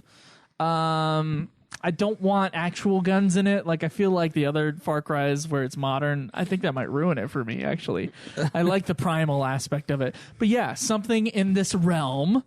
You know, a medieval one would be pretty sweet for me. That'd be so fucking awesome. That would be Get like amazing. fucking swords, dude. axes, and like more bows. Oh, you sweet. can imagine the heavies too, just being these knights in just full plate armor with these huge old maces or like long swords. Are you like Oh. a Scottish guy, like in That's Fight like a England, Braveheart sort of survive in thing? England. That would Yeah. be pretty funny. That would be pretty sweet, and you have to like bash them until they get knocked down, and then just pierce through with your killing I was sword. thinking they have clans in Scotland. So Yeah, like they do. Clan Hey, war. Ubisoft, make this happen. Yeah. We want to have a medieval against Britain yeah. Far Cry. Let's be clear. I want more games like this. That's Yeah. for It damn would sure. be. It would certainly be Oh, and interesting. then you know, can this ride is one that horses. this is a type of game that hasn't really been explored too much, as far as we know. So you know, it was interesting to play it. So I really enjoyed it. Yeah. There'd be people riding carts you could snipe out of their cart seats. Crossbows, unlike the one in Fable. Oh, Does- The outposts No, there would be. guns, but it'd be like muzzleloader. Yeah. no, not The even outposts then. would be castles. Not medieval. Oh yeah, man! that'd Can be you imagine sweet. taking out castles and then there's like this like fire you can light on like you can light on top of it, or you can like raise your flag or banner up on top of the siege castle. warfare. You throw dead Shit, bodies. dude, we're over giving the them too walls. many ideas. Oh. We're gonna have to start a game studio here soon. Yeah. It'd be amazing. I would recommend you guys check out the other Far Cry games as well. I mean, we've had a decent experience with them. I think Joe would enjoy all of them. Guns or no, I think they're still phenomenal. Like, it doesn't take it away at all from me. And so, how do the Far Cry games rank before we get to our ratings? Okay, you go ahead, Craig. You played one. No, wait, we played the same round. Whatever. Cam, you've played all of them, right? All besides the first one. Let's talk Okay. ones we've completed. You've Yes. completed all but the first one? Yep. Oh, man, you beat 4? Yeah. When? No, he hasn't beaten 4. I haven't beaten 4. Oh, I've okay. played all besides the first one. Okay. Okay, well, yeah, okay. I've only beaten 4 and this one. Where does this so. stand? I think the story is more interesting in 4 and 3, but everywhere else, I think this one is better. Okay. I'm going to put it at number 2 behind Far Cry 3. I would also put it number 2 behind 4, but I really enjoyed this game. Okay. All right, ladies and gentlemen, this is the fun part. Ooh. You ready? Yeah. Story. Caleb Craig gave it a 7. Caleb Schweiss gave it a 7. Cameron gave it an 8. And myself, I gave it a 7 for a combined total on story of 29 out of 40. Ooh. Gameplay. We all gave it 9s. So combined total of 36. Yeah. Design, we all gave it 10s. This is a damn good looking game. We all gave it 40 out of 40. Sound and music. Caleb Craig gave it 8. Caleb Schweiss also gave it 8. Cameron gave it 7, and I gave it 10 for a combined score of 33. Replayability, Craig gave it a 9. Schweiss gave it a 7. Cameron gave it an 8, and I gave it a 10 for a combined total of 34 out of 40. All those together equals 172. 172 over 200 equals 86 out of 100. Damn good game, and this yeah. is slightly better than the Metacritic rating of 75. I'm kind of disappointed. Slightly, now. that's like 11 more. I'm kind of disappointed in how people feel about this game, but fuck them. You know, I probably think it's probably because of the glitches. I mean, every time that game critics find a glitch, they're like, "Oh, it's instantly shitty." I mean, that tends to happen a lot. I mean, there are certain games that kind of deserve it, like Assassin's Creed Unity when it was broken from release. But then, like this, where there's like only a few small ones that you run into. I mean, not necessarily game breaking, but Yeah. it's a little annoying. But that's not something that you should dock it like extremely about. The biggest thing I'm seeing is that the villain wasn't as intense and awesome Yeah. as in previous games. But that you don't have to keep the same formula for every game. Yeah, that's true. They got a lot of heat for Far Cry 4 from kind of repeating Far Cry 3, but people Yeah, but let then it slide now because they're- Far Cry 4 was amazing. Now they're giving it heat for not having an awesome boss like Far Cry 4, which had one like Far Cry 3 that they gave it heat for. Yeah. So I don't know. I think it's just people are maybe they're just getting tired of the similar games. I don't fucking know. My opinion, having never played a Far Cry, it's great. Yeah, I think it's great too. I do too. Yeah. All right. Do we have any quick news, man? This episode's a long one. Do we have any news? I have a small bit of news. It's more like something that's kind of funny. The Pokemon Company and a lingerie company called Yummy Parts have teamed up to create Pokemon-themed lingerie for So pretty much for the Caleb release. Craig's dream. No, not really. For the release of Pokemon You're more Sun of a and Moon Digimon guy. and Pokemon Go. As far as like I've been able to tell, it's only for like Japanese people, but it's still kind of like a weird thing for them to do. So yeah. My piece of news was that we were told that Game Dev Tycoon had a sequel, but that was yeah, that's actually right. not true. I looked into it, and it's actually Game Tycoon and its sequel, Game Tycoon 2. It's the same idea where you're a game development company, and it's basically a tycoon game built on that. The reviews, though, what I was looking at Steam, not so stellar. not nearly as positive as with Game Dev Tycoon. So I'm not really feeling like I should try it out. I'll just wait till the actual makers of Game Dev Tycoon come up with an Decide to come actual up with the second one. sequel of their thing. But thanks for looking out for me, guys. I also was looking up stuff on Roller Coaster Tycoon 4, which I didn't realize was a thing until someone told me of that. Also, Oh yeah, the early access version. it's early access and it's getting kind of mediocre reviews, but it is early access, so I'm not that worried at it. Yeah, you got to be careful because SimCity was supposed to be the greatest game ever conceived, and it was a fucking shithole when it came out. Yeah, but it's good now. Always It is online. now. But the new SimCity. it was a $60 piece of shit. You couldn't even play it for like Well, at least 3 they gave you weeks. free games for it. I know. And you know what? I got a game that was not well received, and I enjoyed a lot. I got freaking Dead Space 3. There you go. So my piece of news is possible Red Dead Redemption 2. Oh, yes. So there was a little bit of a leak, and there's an interesting looking map that a lot of people are speculating is the map for Red Dead Redemption 2. Which Dun, there's dun, no, dun. obviously it's just a rumor at this point. It does look pretty convincing. We know Rockstar knows that Red Dead was a huge success. At least Redemption, Red Dead Revolver is, I'm not sure how well that did. It's fun, but it's fucking totally different. And I would love this to no end if Red Dead came out. This would be our game for sure. Yeah, definitely. I would play the shit out Big of that ass with you. open game for Joe. Yeah, Caleb and I really want to ride around on the online version with fat Mexicans riding donkeys, I will join throwing you. tomahawks, and that will be the Yeah. experience. You That'll guys, be so do much you fun. remember my dude Cameron? Yeah, the Don Julio guy riding Yeah. his donkey. He's pretty legit. I got it. Yeah. Okay. And it was it was a lot of fun doing those like little we group up as a posse and we take over certain areas, do missions online. Total blast. So I'm really looking forward to that being a reality. Hopefully it will be, and we will get to enjoy Red Dead Redemption 2 in the near future. Yeah. Is it still rumored that Battlefield 5 will be World War One?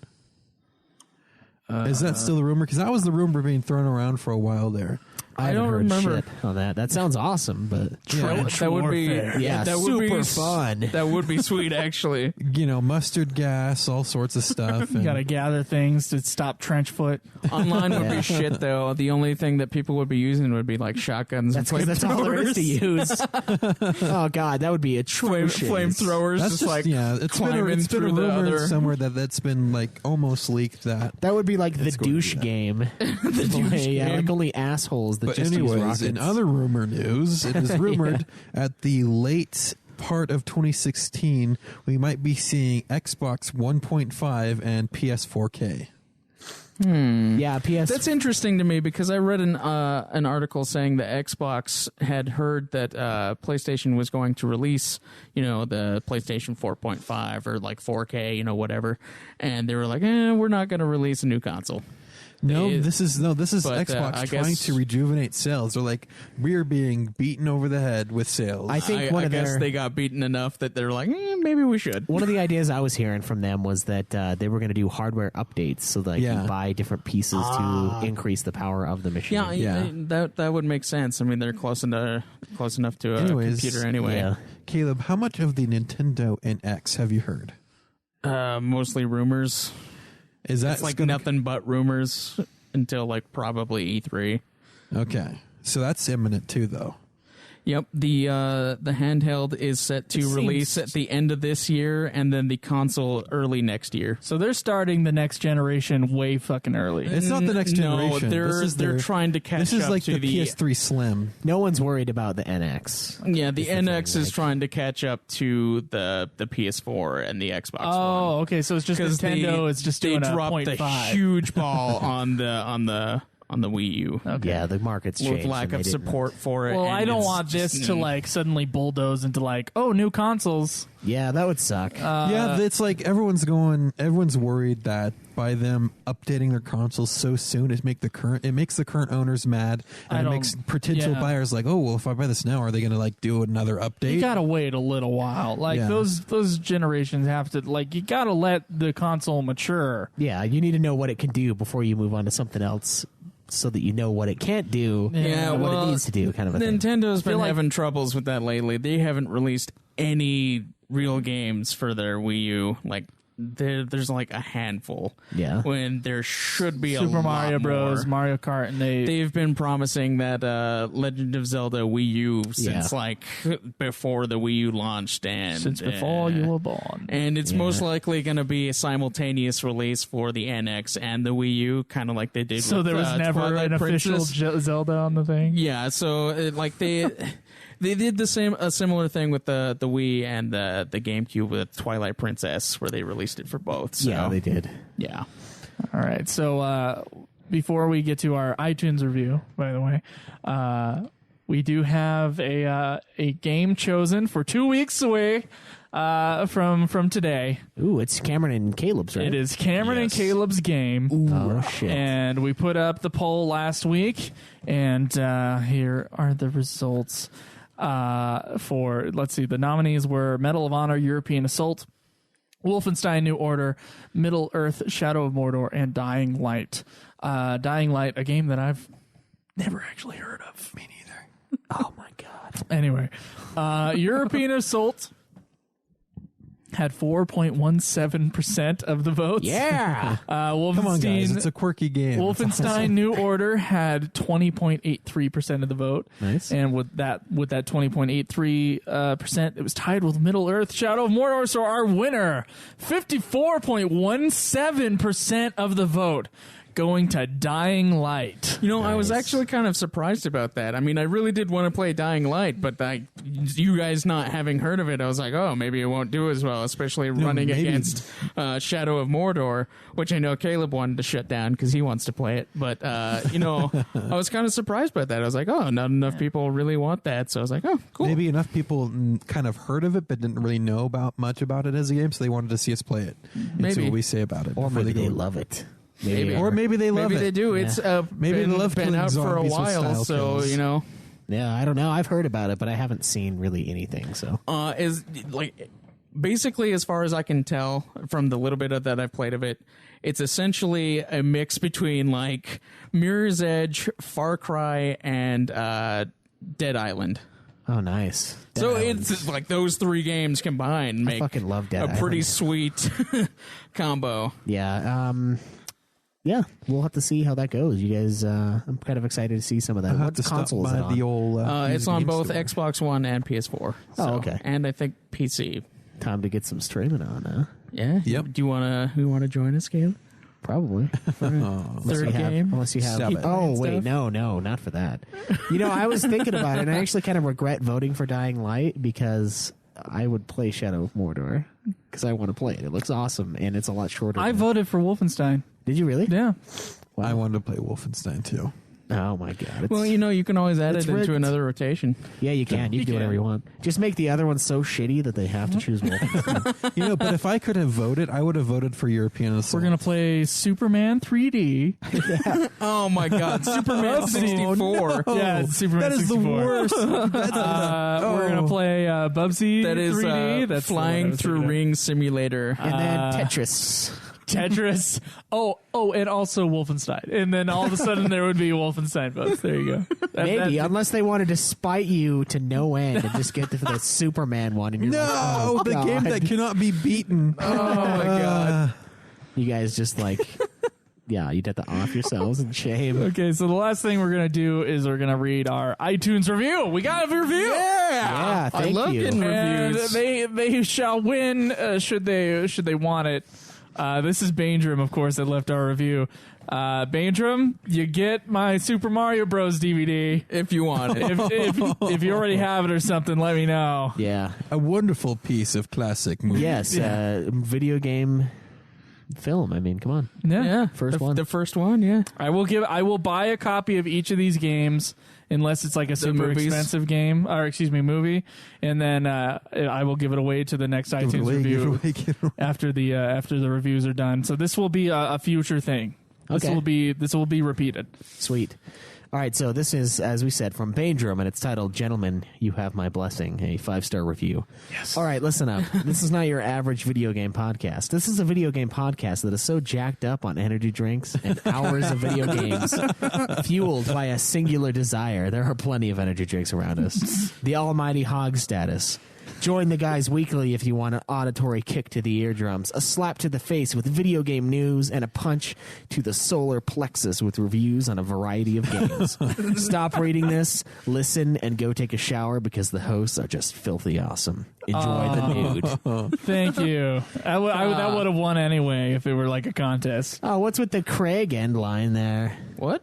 Yeah. Enjoy the nude? Yeah. Okay, I have to Thank you, mention- Baindrum. I have to mention this every time Joe picks up the notebook when he wrote the scores on. He drew like this little mechanical demon thing that has a dick for a nose.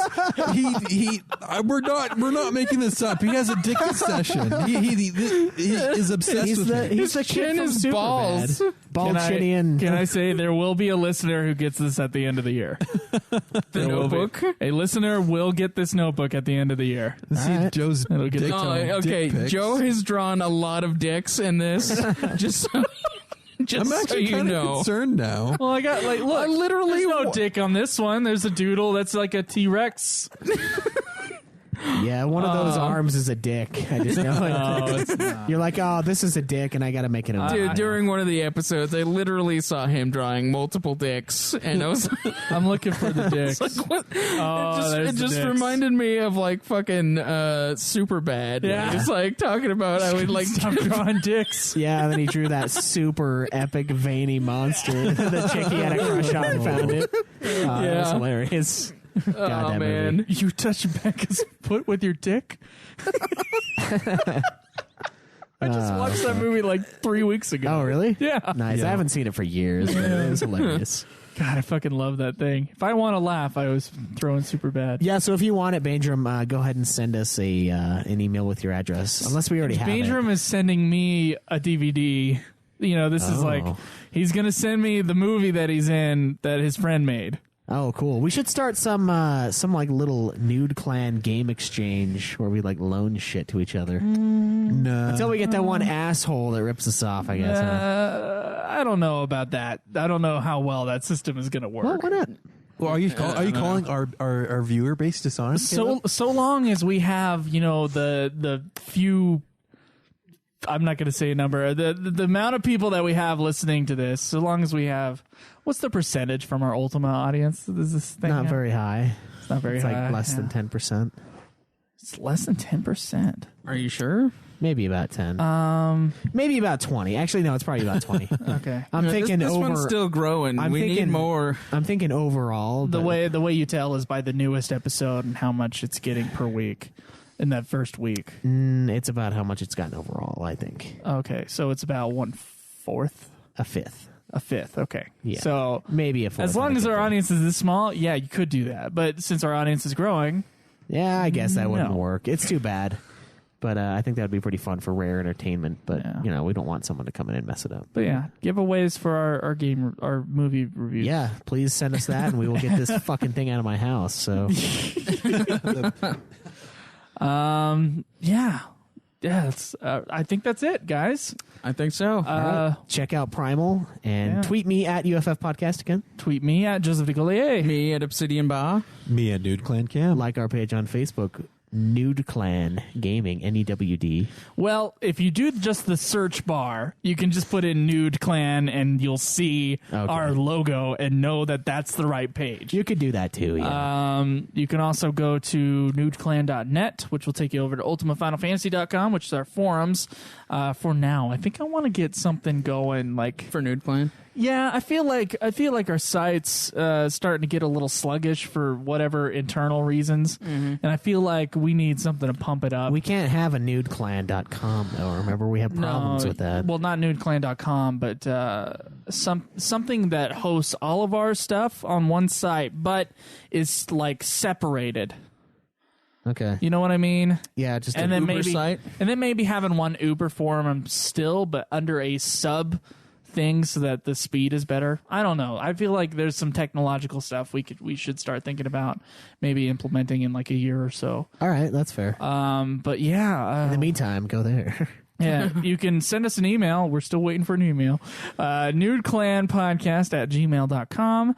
And ask us your questions and everything. Is that pretty much it? Ultimate Final Fantasy, Godzilla Podcast, Super Sexy Swing and Fan Fiction are our other shows, so go check them out. We'll see you guys next week. Enjoy the nude. May the list go on. Live always in the nude. Fuck off. No!